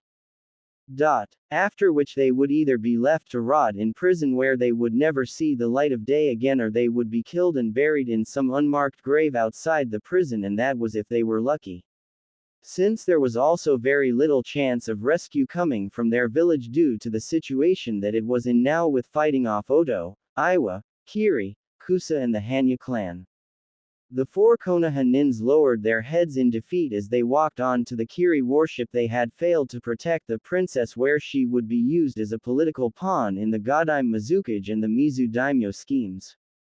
They had failed to help their village to gain the badly needed trade alliance with Umi no Kuni and Tasuki no Kuni, and worst of all, they had failed to come back to their loved ones, where Sakura would never see her parents again, Choji would never see his parents or his wife again, Lee would never see his daughter or wife again, and Kurenai would never see her son again. They had all lost hope in ever seeing their loved ones again. Princess point of view. As Kurenai and the others were being led away by the Kiri shinobi, Princess Saki quickly turned to Commodore Kazan. Commodore Kazan, please, is there anything you can do to stop them? Pleaded the princess to the Commodore. The Commodore just sighed and said sadly, I'm sorry, princess, but as Raijuta said, this is a shinobi matter and I have no power to stop him since he is well in his rights to do this since Kiri and Konoha are at war with one another. I'm sorry, princess, there is nothing that I can do, it is out of my hands now, said the Commodore sadly.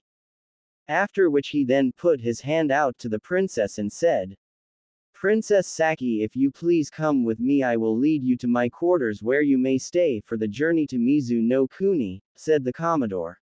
He led Princess Saki aboard his ship into his quarters.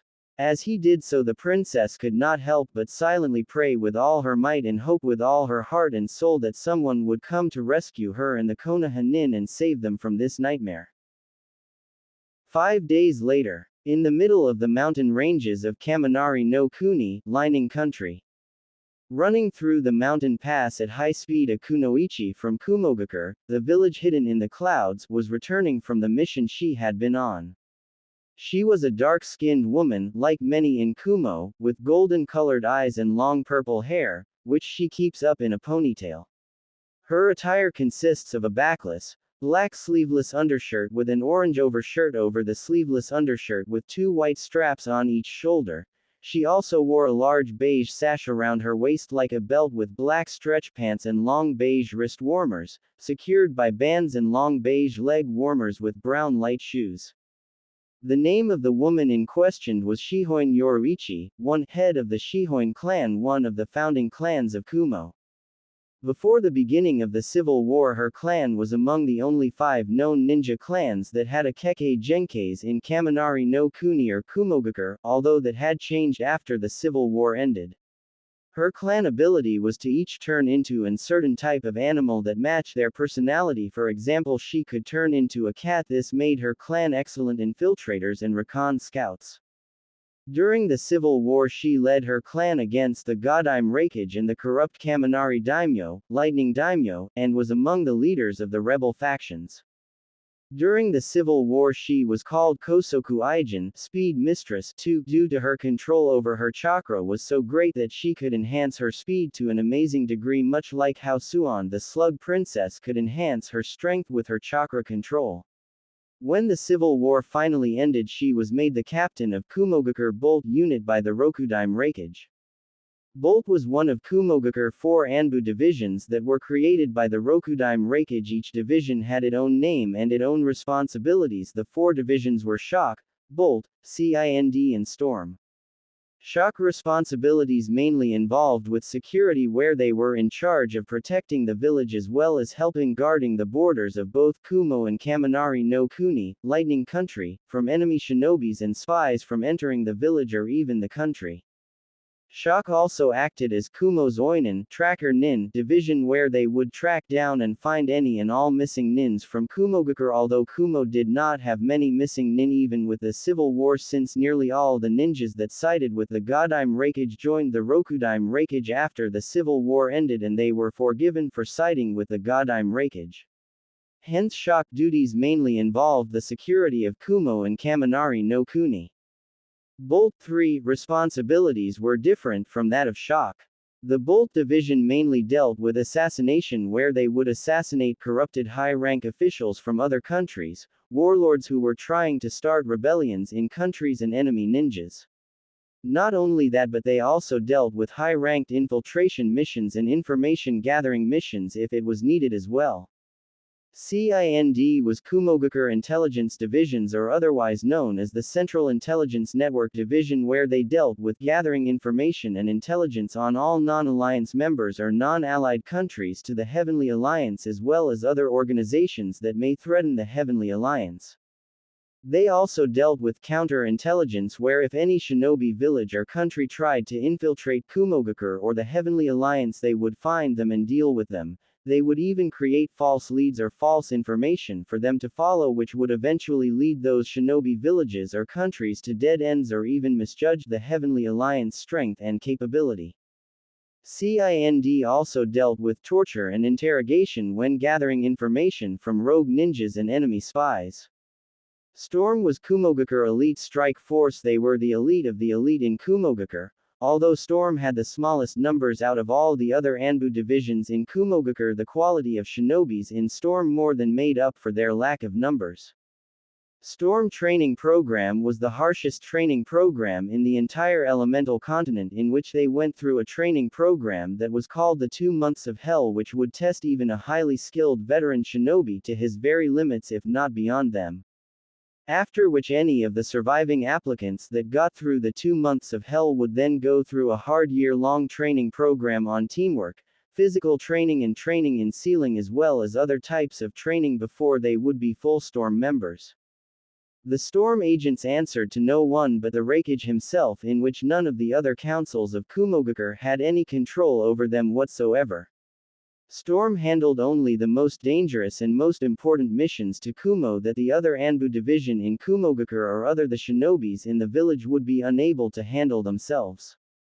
Yoruichi was currently on her way back to Kumo after successfully sneaking into Mizu no Kuni, Water Country, and meeting with the leader of one of the rebel factions in Mizu no Kuni. Her mission was to make contact with the rebel factions and meet one of their leaders, Saito Hajime, the Kiri no Ukami, the Wolf of the Mist, former leader of Kurigakure, Hidden Mist Assassination Division, as well as a former member of the Kiri no Shinobigatana Nanananshu, 7 Swordsman of the Mist, who was famed for his mastery of the Saranto Karingu, silent killing technique, where he would pounce on his enemies much like a wolf. His skill in Saranto Karingu could only be matched by Momochi Zabuza, the Kurigakure no Oni, the demon of the hidden mist. Saito was also a master in Mizuguchi Ha-Ito Ryu style, which was the perfect sword style for an assassin-type ninja like Saito. The Mizuguchi Ha-Ito Ryu style was one of the most lethal assassin sword styles to exist. It was mostly based on speed, and it uses brute force to eliminate any opponent. It is based on piercing the enemy with a horizontal hits. Once Yoruichi met Saito, she was to offer him and the other rebel factions an alliance between the Heavenly Alliance and the rebel factions in Mizu no Kuni against the Godame Mizukage and the Mizu Daimyo. When she did meet him, they talked for several hours, in which Saito and the rebel factions did not join in an alliance with the Heavenly Alliance against the Godame Mizukage and the Mizu Daimyo due to they didn't fully trust the Heavenly Alliance wiliness to help or intentions. But Saito did agree to share information on the happenings in Mizu no Kuni as well as any relevant information on the Godame Mizukage and the Mizu Daimyo. In return, the Heavenly Alliance would agree to sneak in food, medicine and other supplies to the rebel factions. Yoruichi knew this arrangement would be good enough for the Raikage, since he had told her before she had left that it was unlikely that the rebel factions would immediately agree to the alliance. Her main objective was to build communication link between the Heavenly Alliance and the rebel faction in Mizu no Kuni. But with the arrangement that she got, it would make for a strong stepping stone to build the alliance between the rebel factions and the Heavenly Alliance. As Yoruichi was running, she suddenly heard a puffing sound and a sudden weight was felt of her right shoulder. When she stopped and looked to see what was on her shoulder, where she found her ninja cat summon, for Hina, on her shoulder. The cat was actually a small cute little white kitten with gray stripes on its back and had big dark blue eye and wore a small little builder's helmet and a whistle around it. 5. If Yoruichi wasn't so used to seeing Hina, she would have gone kawaii and squeezed the little kitten to death at how cute it looked. "Hina, what are you doing here?" said a surprised Yoruichi. "I thought I told you to stay with Saito so that he can send us information or items through you," said Yoruichi with a slight frown, thinking that the little summon was slacking off on its mission. "But that's what I'm doing, mistress," said Hina in a cute little voice. "You have a message from Saito?" asked Yoruichi, surprised again. To which the just kitten nodded. "Well, what is it?" The scary-looking man, which caused Yoruichi to smile a little since Saito would look scary to most people, told me to tell you that he got some information that you might be interested in. He said that the princess of Umi no Kuni, Sea Country, has been captured by ships sent by the Godame Mizukage and the Mizu Daimyo 5 days ago when she was on her way to Tasuki no Kuni, Moon Country, for her wedding, said Hina. "What? Princess Saki has been captured?" said Yoruichi in surprise.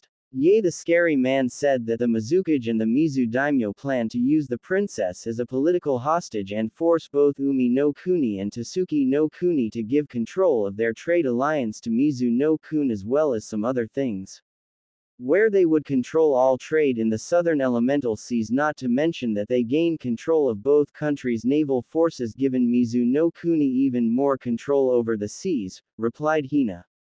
Damn those bastards. Cursed Yoruichi. I knew we should have sent some of our own ships or men to guard the princess if we had. This wouldn't have happened. Yoruichi then turned to the kitten again and asked, does Saito know where the princess is being held? To which the kitten nodded and said, yea, he said that the princess is being held in the hold, answered Hina. Damn it. It figures that they send the princess there at the strongest prison in Mizu no Kuni, since they hold nearly all the political prisoners in Mizu no Kunai there as well as most of the rebels ninjas that they captured, cursed Yoruichi. Scary man also said that ninjas from Konoha are prisoners there as well, said Hina. Konoha ninjas are there too? Asked Yoruichi in surprise. Ye scary man said that they were supposed to protect her but got captured as well, said Hina. Huh, so much for the mighty shinbis of Konoha, said Yoruichi with a tad bit of disgust in her voice, since she didn't have a very high opinion of Konoha shinbis. She turned to her summon. Good work Hina, I summon you later and give you a treat later on, also when you see Saito tell him I owe him one, said Yoruichi. That what scary man said too, said Hina. Which caused Yoruichi to raise her eyebrow in curiosity at what Hina meant. Scary man said that he wanted the Raikage and the Heavenly Alliance as well as Umi no Kuni and Tasuki no Kuni to owe him one, since he knows that you will want to rescue her, replied Hina to her mistress in spoken question. After hearing what Hina said, Yoruichi could not help but chuckle a little as she spoke. That sly bastard Saito, he a lot more cunning than I thought. Hina, you go back Saito, okay, said Yoruichi. The kitten then nodded and left, after which once Hina was gone Yoruichi quickly started to flow chakra into feet, in which she started to move so fast that she was nothing but a blur to the naked eye. 3 hours later. After 3 hours of non-stop running at her top speed, Yoruichi stopped when she was in the middle of the large mountain valley. She knew that she was near the village since she could see the genjutsu of clouds that cover Kumo right ahead of her. It was a special genjutsu that was created by one of the Raikage former senseis who was a master at genjutsu. The cloud cover genjutsu truly gave the village its name as the village hidden in the clouds. Not even the famed Sharingan of the Uchiha clan that Konoha loved to brag about could see through this genjutsu. As she walked forward into the cloud-cover genjutsu, she then felt 4 chakra signatures near her, although they were well hidden where even the most skilled shinobi could easily miss them if they were not looking out for them. She then stopped and spoke in a confident and calm voice. You can all come out now, I know you're there. As soon as she finished speaking, 4 Kumo shock shinobis appeared in front of her, all wearing their yellow animal-shaped masks with black lines around them shaping the face.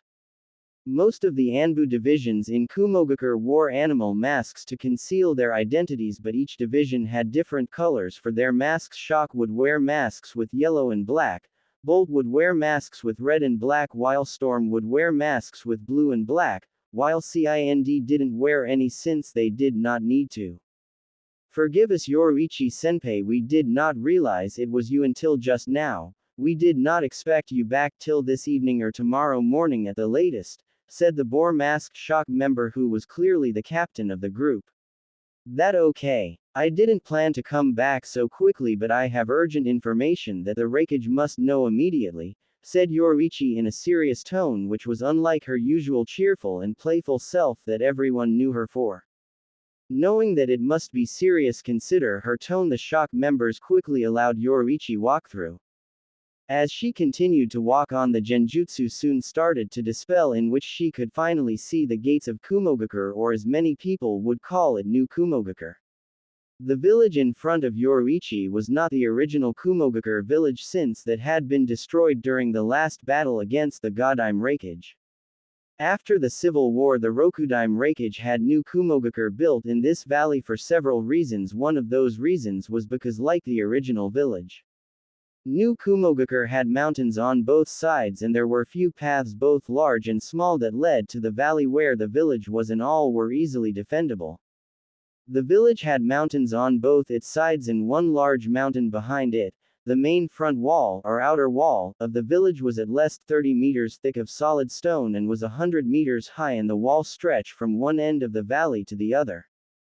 The main village gateway had a large metal gate that had two crouching dragons on either side of it. The gate would be left open during the day and closed at night, in which in the event of a siege the gate would be bolted down and a fuinjutsu called fuin tepeki, sealed iron wall, that was on the two dragon statues that flanked the entrance would activate sealing the gate shut. As soon as Yoruichi went through the main entrance to village she started to run along the rooftops of the civilian district, which was not an uncommon thing to happen in the village since ninjas would often do that. As she ran Yoruichi looked around New Kumogakure. She could not believe that they had built all this in just under 3 years since they had only just fully finished building it a month or two ago. New Kumogakure was easily 5 times bigger than any other village in the elemental nations. The village itself was split in 4 large districts with a wall dividing each district. The inner walls themselves were nowhere near as thick as the main one but were at least a few feet thick and quite strong and were just as high as the outer wall. The first district, which was directly behind the outer wall, was the civilian district where the civilians lived in, whether they be rich or poor. All civilian lived in this district, in which they had their own schools, hospitals, gardens, parks, police force and stores to shop, since this district was also where trading for goods was mainly done. The second district was the industrial district, where the village had its machinery built, such as Kumo airships, war balloons, weapons, armor, siege weapons, trains, and other types of machinery. There was even several large landing platforms for the airships to land on in this district. The third district was the shinobi district, where all shinobis and their families as well as shinobi clans lived in this district, and like the civilian district, the shinobi district had their own academies to learn their ninja skills. Civilians were also allowed to join if they wanted to, hospitals, as well as weapons and gears stores to get equipment from. There was even a large stadium built for tournament fights and the chunin exams. The fourth and final district was the ruling district, where the Raikage was in, as well as the daimyo, due to the fact that during the civil war the former daimyo Yoshiaki burned down the palace and the capital of Kaminari no Kuni when he realized that he was losing the civil war and didn't want it to fall into rebel hands. After the civil war, when New Kumogakure was being built, it was decided that the new palace of the daimyo would be built in New Kumogakure and rule the county from New Kumogakure, although New Kumogakure itself would still be ruled by the Raikage, in which the daimyo could not interfere with anything that went on in the village unless it greatly affected the daimyo or the rest of the people of Kaminari no Kuni. When Yoruichi arrived at the ruling district, she looked up at the Raikage Tower, or to be more precise the Raikage Mountain Tower, since the Raikage Tower was the mountain that was directly behind the village. The Raikage had tunneled into the mountain and hollowed it out to allow people to be in it, in which he then spent several months making it suitable for people to work in it, since the tower would be the main focus point for everything that happens in the village, whether it being civilian matter or shinobi matter.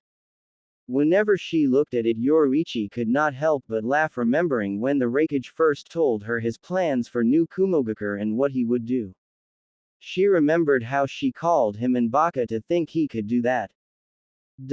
Thinking of which she could not help but then laugh at all the men that had went to the hospital due massive nasal hemorrhaging when she did it, not to mention Soifun could look at her in the face for a week after it without blushing of embarrassment. Since not only had the Raikage done what he said he even tunneled into the sides of the other mountains on New Kumogakure side and made the sides of the mountains into docking ports for the Kumo airships. He also made several underground tunnels and bunkers under the village for the Kumo Anbu units, and underground tunnels and bunkers for the civilian to use should the village come under attack. She also remembered several times when foreign dignitaries from other members of the Heavenly Alliance came to New Kumogakure and they would gaze at it in wonder, where they would often ask how he was able to build this massive size village, or city as some would call it, so quickly, in which the Raikage would just laugh each time and reply, jutsus can be used for more than just fighting. Yoruichi quickly went into the Raikage Tower mountain through the massive double stone doors that had two giant stone tigers flanking the doorways, in which the two stone tigers had Fuin Tepeki on them so that the doorway would be sealed shut when needed. When inside it was not what most people would expect it to be, instead of being dark, dank, and cold. The main hall of the tower mountain looked like a palace hall. In the middle of it was a beautiful foundation with cool clear water and statues made of pure marble that resembled dragons, tigers, and falcons. There were benches made of solid marble in which the seats themselves were covered in soft leather. Light was coming through several large openings and was distributed all over the halls by both water and special light-emitting crystals that glowed softly, giving the tower mountain a very soft but strong amount of light. The walls were smooth and covered in small gems and inlaid with copper mirrors which appeared to be well polished, as well as silver and gold designs that made the place even more grandiose than before, and in the areas were healthy trees and bushes giving out a sweet scent to the tower mountain. The floors were made from tiles that combined marble, jade, and smooth limestone and were very strong. All in all, the main hall was impressive to say the least. When a person looked up, they would see all the different floor levels where different departments were on each level dealing with the different affairs in the running of the village, both civilian and shinobi matters. There were stairs and even lifts to get a person up to certain levels faster, which was a good thing since the Raikage Tower mountain was always busy with activity. At the top roof point of the tower mountain was a large glass dome that was directly above the fountain and shone more light down on it and the rest of the tower. It also allowed the stones in the fountain to sparkle in the light. Not only was tower mountain magnificent in the inside, it was also easily defendable, where just 3 squads of ninjas could easily hold out for months against an enemy army, since the main doors were made of stone and when shut could take massive poundings. They even had special seals on it that made them highly resistant against most jutsu. The inside of the tower was also covered 10 feet of solid rock. There was even several small openings for the defenders to fire arrows, spears or jutsu from down on the enemy, as well as many traps inside the tower for the enemy which could be activated should the enemy be able to breach the doors or somehow enter in tower mountain. Yoruichi quickly got on one of the lifts and soon arrived at the Raikage office, which was at the top floor of the tower mountain. She greeted his secretary Is Naneo, who was an old friend of hers, after which Naneo told her to go right ahead into his office. The Raikage office was simple. It was a large double-O circular-shaped room with his desk facing the main double door to his office and with a large window behind the desk so that the Raikage could look out the window and over the village. On both sides of the wall of the circular room in front of the Raikage desk were bookshelves filled with scrolls and books, as well as a small spiral stairs that would allow the Raikage to go to the platform of the second level of his bookshelves, as well as go onto the balcony that was right above the Raikage desk. It was then when she looked up to her left on the second level of the bookshelves that she saw him reading a scroll, after which she made herself notice since he had yet to do so, since he was focused on the scroll he was reading. When he did notice her, he looked up and had a small smile on his face. He then spoke. "Good day, Yoruichi. I'm surprised that you arrived back so soon. I did not expect you back till at least this evening. I trust that the talks with the Saito Hajime went without much difficulty," said the Raikage politely as he made his way down the spiral stairs and seated himself in his seat behind his desk facing her. There was no real problem with the talks, although Saito and the rebel factions are hesitant to join forces with us as you expected. But I was able to arrange an agreement with Saito where in return for supplies of food, medicine, as well as a few other things, he and the other rebel factions are willing to give us detailed information on the Mizukage and the Mizu Daimyo, which includes any and all plans that they are making and information of their military strengths, said Yoruichi.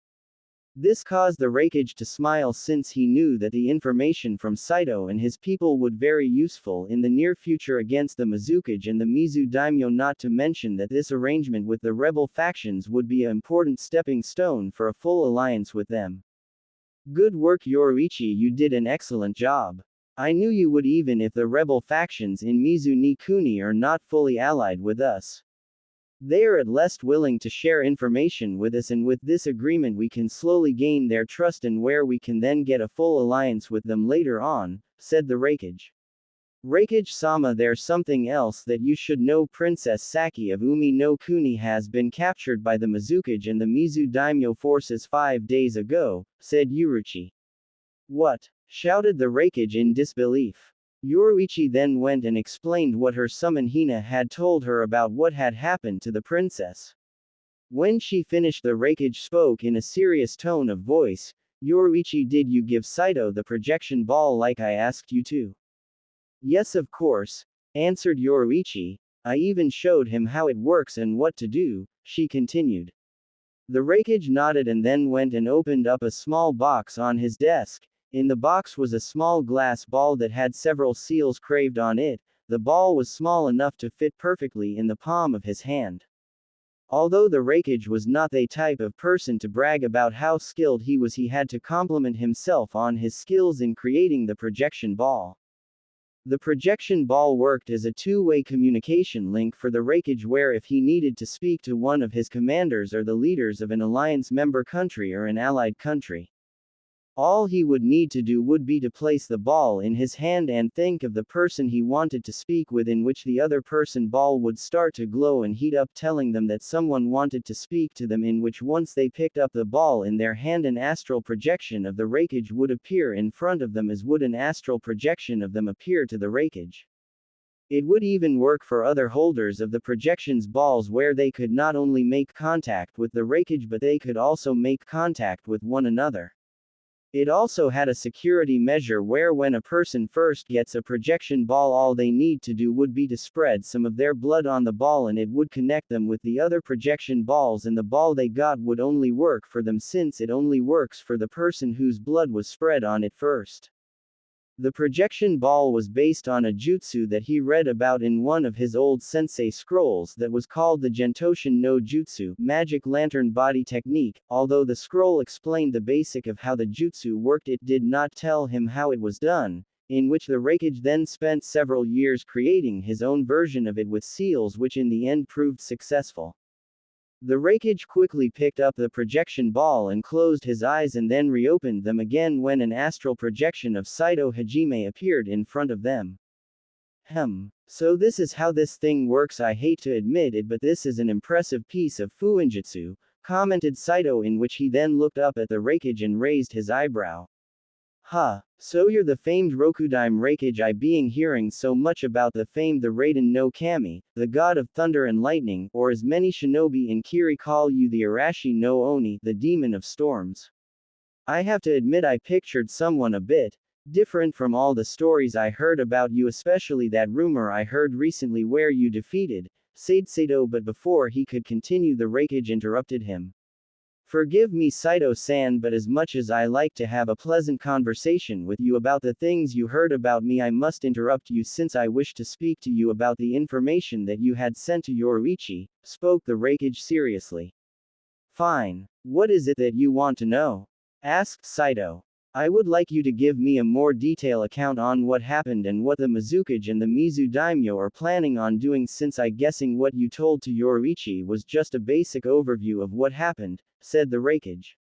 Saito just nodded and then spent the next half hour explaining in detail what had happened, since an agent of one of the rebel factions in Mizu no Kuni was on board one of the ships when they attacked the princess ship.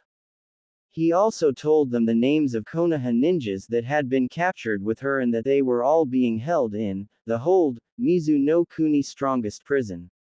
When Saito finished, the Raikage thanked him and told him that he send medical and food supplies to him and his forces within 2 weeks, and said that he may call on him for more information soon, which Saito just nodded and his astral projection disappeared. When Saito astral projection disappeared, a hardened look came across his face. Yoruichi knew this look well, since she had fought with him in many battles during the Civil War. During the Civil War she became close friends with the Raikage and was considered one of his closest friends, as did she, hence she was able to know when he was angry or extremely serious about something, and the look on his face told her that he was planning something big and it would be serious. The Raikage quickly called for his secretary Nanao, in which she quickly entered the room. Nanao, I want you to send a message to all shinobi commanders and all major shinobi clan heads as well as Lady Daimyo Kicho and Sensei. I want you to tell them that we are convening a war council in 2 hours' time, order the Raikage. This of course got a surprise gasp from both women since there had not been a war council since the country final stabilized when the Raikage was able to get all the remaining forces of the Godaime Raikage and Daimyo Yoshiaki to surrender and join the rebel factions. The only reason a war council would be held would be either to declare war on another country or plan a major military operation, either of which was possible right now. It took a few minutes for the two women to get out of their shock states, but they eventually did, in which Nanao quickly nodded her head and went to do what the Raikage ordered. The Raikage then turned to Yoruichi and told her to go get a bite to eat and have a shower and be ready for the war council since she would be expected there, after which the woman nodded and left the office, leaving the Raikage alone with his thoughts. Things are moving much faster than I had expected them to, but if I plan this right I can turn this to our advantage and the Heavenly Alliance will have a few new members as well as a new ally, thought the Raikage as he started to work on the plan to rescue the princess and make both Kumo and the Heavenly Alliance stronger. 2 hours later in the War Council room.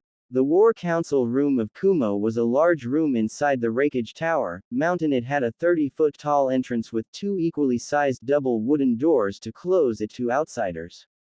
Inside the middle of the room was a large wooded round table that would allow up to 30 people to sit around it. One of the chairs around the table was larger than the others and more elegant in design.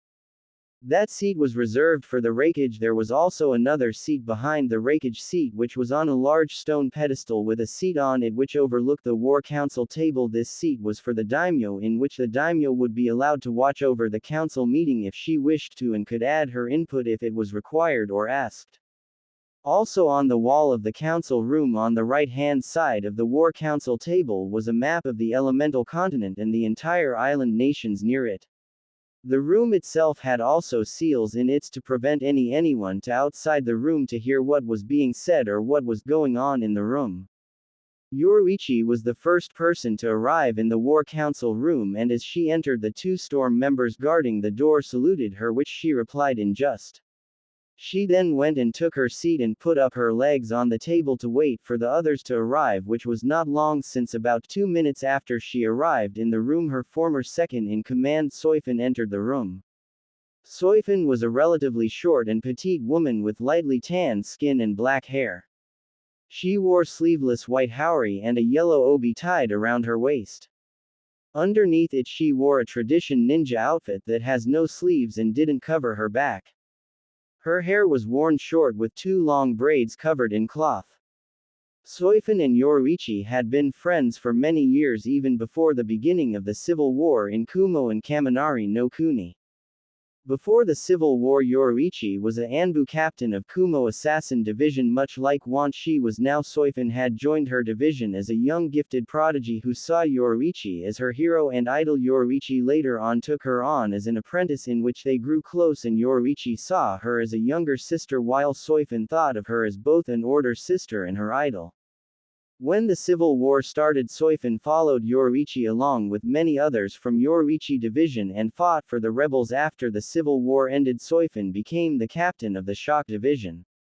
But even though they were equal rank, Soifun continued to regard Yoruichi as her superior and continued to call her Yoruichi-sama, which annoyed Yoruichi since she hated being called by old traditional titles like sama, and Soifun knew that well.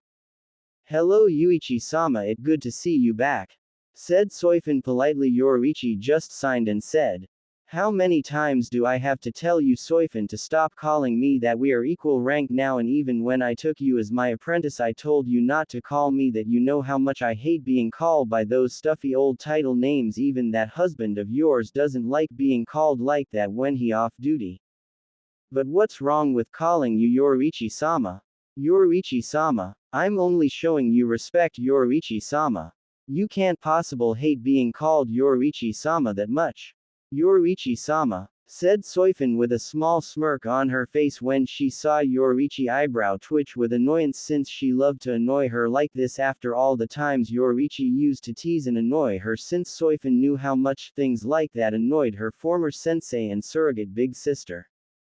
Yoruichi just sighed again with annoyance and said, I swear you're getting more and more like that husband of yours, especially when he gets in the mood to annoy someone.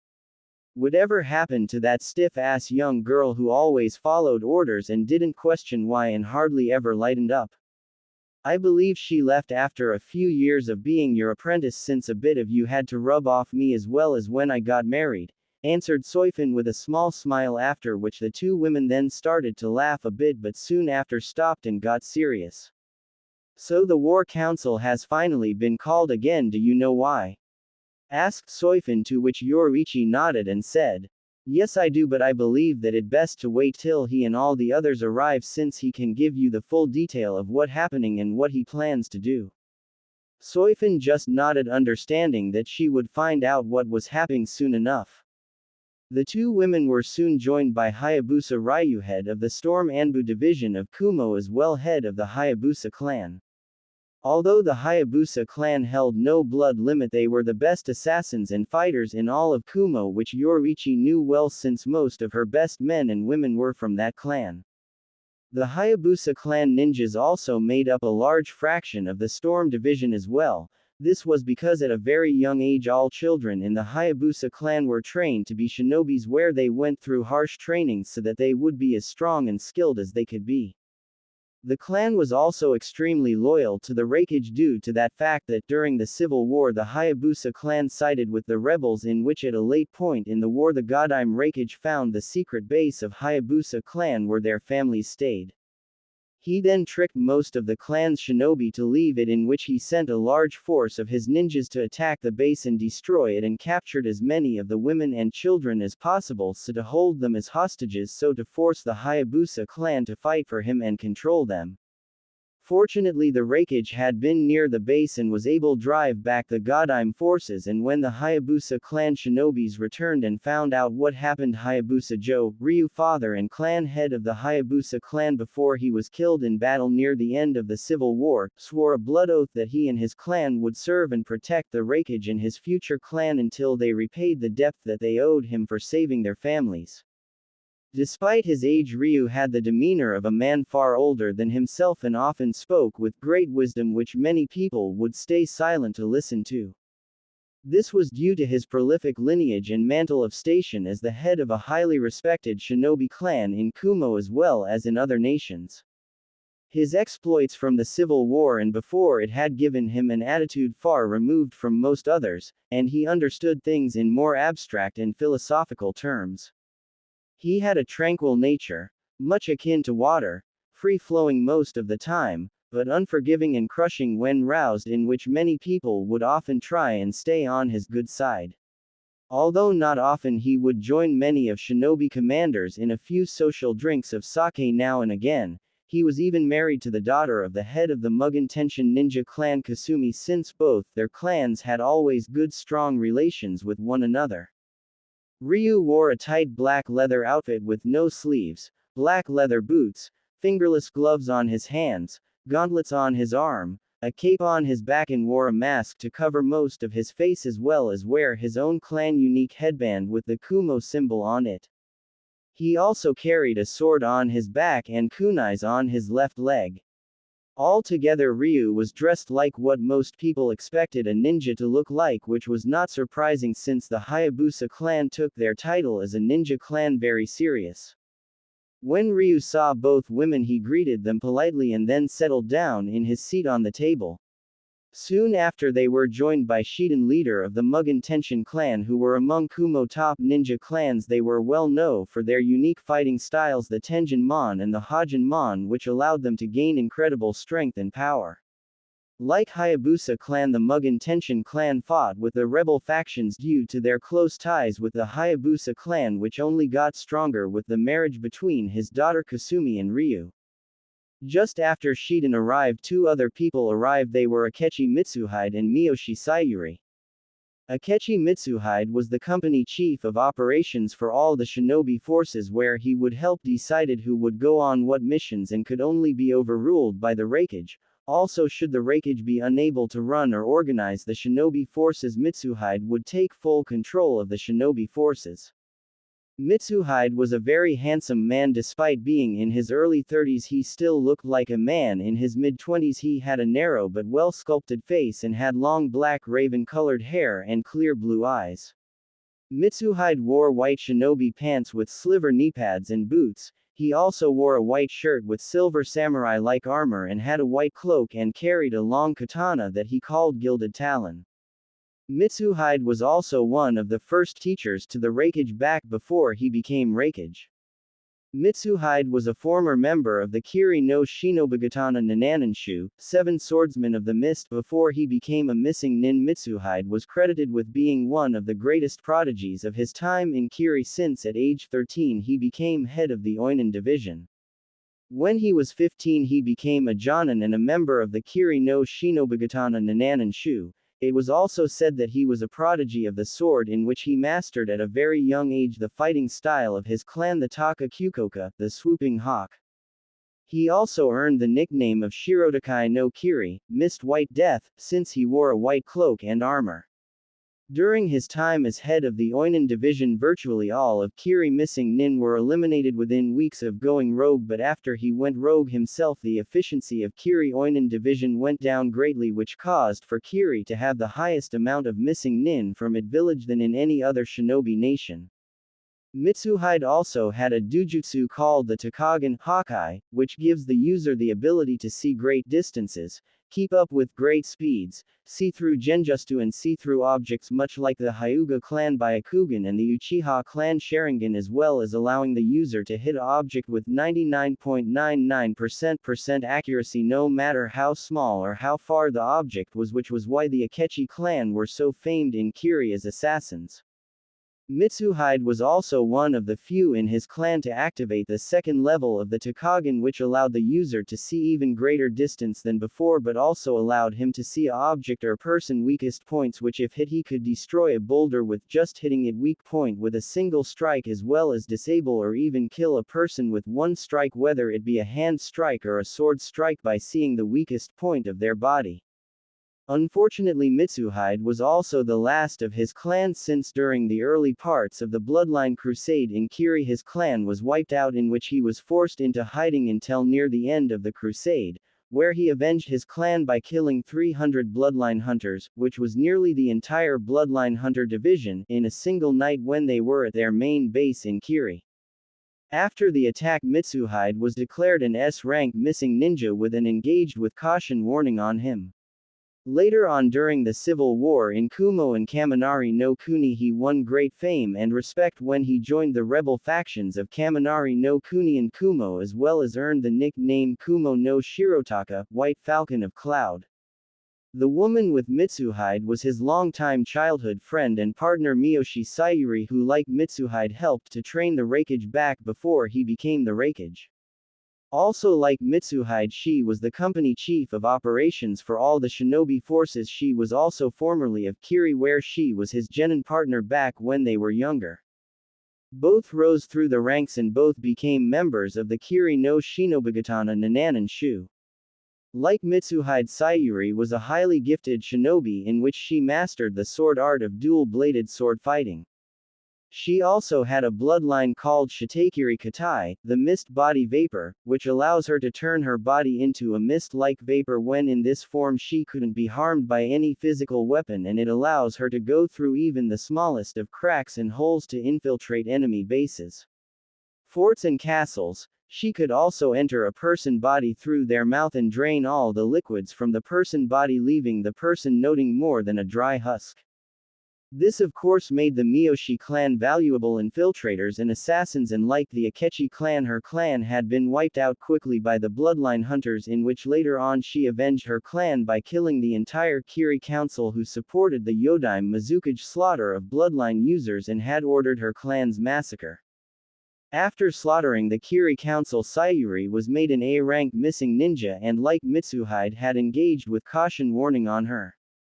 Back when she was with Kiri, Sayuri was known as the Kiri no Shinkutakai, Crimson Death of Mist, and when she joined the rebel factions in Kaminari no Kuni and Kumo she became known as Shinkukiri no Kumo, Cloud's Crimson Mist. Sayuri wore brown leather pants with brown leather boots. She also wore a white midriff top with long sleeves, that showed her figure quite nicely, and had a short cloak. She also carried two short curved swords that she had holsters for each one on her legs. Sayuri had a sharp yet attractive face, short crimson red hair in which it fell down her face slightly and covered the left-hand side of her face, and she had bright green eyes. It had also been greatly rumored that both Mitsuhide and Sayuri were lovers, since neither were very often seen without the other, while others just believed that they were close friends, but no one had the courage to ask them straight out since they did not want to get on either of their bad sides. Both Mitsuhide and Sayuri greeted the members who had already entered the war council room and took their seats near the Raikage seat. Not long after Mitsuhide and Sayuri, three more people arrived. They were Joyu, Gon Ning and Sun Li. All three of them commanded aspects of Kumo and Kaminari no Kuni naval forces. Gon Ning was the leader of the Ning clan and commander of Kumo fleet. He was also the best sea captain in all of the Heavenly Alliance and was also a former sea pirate. He was originally from Kiri and was from the Ning clan, who painted animal tattoos on their bodies and used special jutsus that were used by only their clan that allowed the animals on their bodies to come to life, much like Choju Giga, viz. Super Beast's imitation picture, and return to their bodies when they were destroyed or were called back to their wielder. They could also control the animals with their thoughts and see what their animals could see as well. When the Bloodline Crusade began, his clan fled Mizu no Kuni since they feared people would consider their clan jutsu as a bloodline and start to attack them. The Ning clan fled to a small island where they were forced to become pirates so that they would survive. During the civil war in Kumo and Kaminari no Kuni, he and his men tried to raid a dock belonging to one of the rebel factions but were captured by Denko, the name the Raikage went by before he became the Raikage. When Gon Ning explained why he was raiding their dock, Denko gave him a choice: become the new leader of the rebel faction's fleet and have his clan join the rebel factions and have a chance of having a new home to live in, or spend the rest of his life in prison while his clan would be hunted down and destroyed by Kiri or some other nation, or starve to death with no food or supplies. Gon Ning had little choice but to agree. During the Civil War he won great fame for his seafaring skill and ability to command ships and men, as well as leading raids on docks and ships belonging to Daimyo Yoshiaki and the Godime Raikage. After the Civil War ended, Gon Ning was made commander of Kumo fleet and captain of his own ship. Personality-wise, Gon Ning was a man of action who didn't like to adjust to proper etiquette. He was also wild and fearless, as well as a brilliant leader of men, and was only really satisfied with a good brawl or battle. He was also confident in his abilities and, though he seemed arrogant, he had a good head on his shoulders and proved it many times in battle and knew when to rely on teamwork. However, he was fickle about who he take orders from, although there were several people he did not mind taking orders from, for example the Raikage, since Gon Ning respected him a great deal. Gon Ning wore loose-fitting shinobi-like pants and normal boots. He also wore a sleeveless vest and a ribbon that acted as a belt for him. He also had bandages around his stomach and worn the Kumo headband around his head. He even worn bells around his neck, say that they allow his enemies to know when the bell tolls for them. Gon Ning had brown spiky hair and had a roughish-looking face. He also had tattoos of animals all over his body. He even carried a large curved sword that looked like a large cutting knife, and he called the sword Leviathan. Sun Li was the commander of Kumo submarine fleet and underwater shinobi fighting force Aqua, which was a force created to counter Kiri underwater fighting force Shark. Sun Li was originally from a well-off sea merchant family, and when the Civil War started her family sided with the Godime Raikage and Daimyo Yoshiaki, while she herself joined the rebel factions and became a very skilled shinobi. During the Civil War she became an excellent commander of men, and due to her experience in ships and was the one who suggested to create Kumo-owned counter forces of underwater fighters, which she was given command of, as well as command of Kumo submarine fleet when the Civil War ended. Personality-wise, Sun Li was upbeat and independent woman who was considered to be a tomboyish by many people. She was loving and loyal to her friends and family, who were pardoned for siding against the rebel factions. She was always eager to lend a helping hand to others and frequently wanted to prove her worth in battle, which often caused her husband to worry. Sun Li was also very beautiful. She had short brown hair and emerald green eyes and a curvy body. Her clothing also reflected her personality since it gave her a tomboyish look. She had a tight red top and shorts, with matching socks and shoes, and wore a kumo headband on her head with the symbol cloth being red instead of brown. Joyu was the supreme commander of all Kaminari no Kuni naval forces, and although he mainly only commanded Kaminari no Kuni naval forces, under wartime emergencies or events he would be given overall command of Kumos and all the other members of the Heavenly Alliance naval forces. This was due to the fact that Joyu was one of the most brilliant naval strategic commanders in the elemental continent. He was also highly skilled in the ninja arts of combat, but was not a ninja of Kumo. He was also a highly skilled user in fire techniques. During the Civil War, Joyu fought for Daimyo Yoshiaki and he commanded his fleets as well as Kumo. Despite not liking either Daimyo Yoshiaki or the Godime Raikage, he remained loyal to them due to they were still the rightful rulers of Kumo and Kaminari no Kuni, in which he won them many naval victories as well as nearly destroying the rebel fleet on severely occasions during the Civil War, and kept the seas of Kaminari no Kuni virtually completely under Daimyo Yoshiaki and the Godime Raikage control. It was not until Anasu, the famed Kumo no Aizuryu, Ice Dragon of Kumo, and Gon Ning joined the rebel factions did the tide turn against him, in which during the Battle of Eagle's Peak most of his fleet had been destroyed by Anasu. When the Civil War ended, Joyu had been taken prisoner, in which he was later on offered the rank Supreme Commander of Kaminari no Kuni naval forces, which naturally caught him by surprise since he had expected to be executed or in prison for the rest of his life for siding against the rebel factions. It was later on that he learned that despite the fact he fought against them, he had earned a great deal of respect from the Raikage and other rebel factions due to always taking prisoner from destroyed enemy ships instead of letting them drown, giving plenty of food, clothing and medical supplies for the prisoners, and always fought with honor and allowed enemy ships to surrender and did not fire on retreating ships or civilian ports and ships carrying civilians like some fleet commanders did. Personality-wise, he was a man who valued honor most of all. He was also very loyal to his friends and country, as well as very intelligent man and a keen strategist. He was also a lover of music and was known well for playing the flute extremely well. Joyu was also an extremely attractive man. He had long brown hair, dark brown eyes, and was very handsome, where many girls tried to win his affection. He wore tradition clothing for someone of the royal court. 7. Jo also wielded a straight thin narrow sword with a red dragon carved on the blade.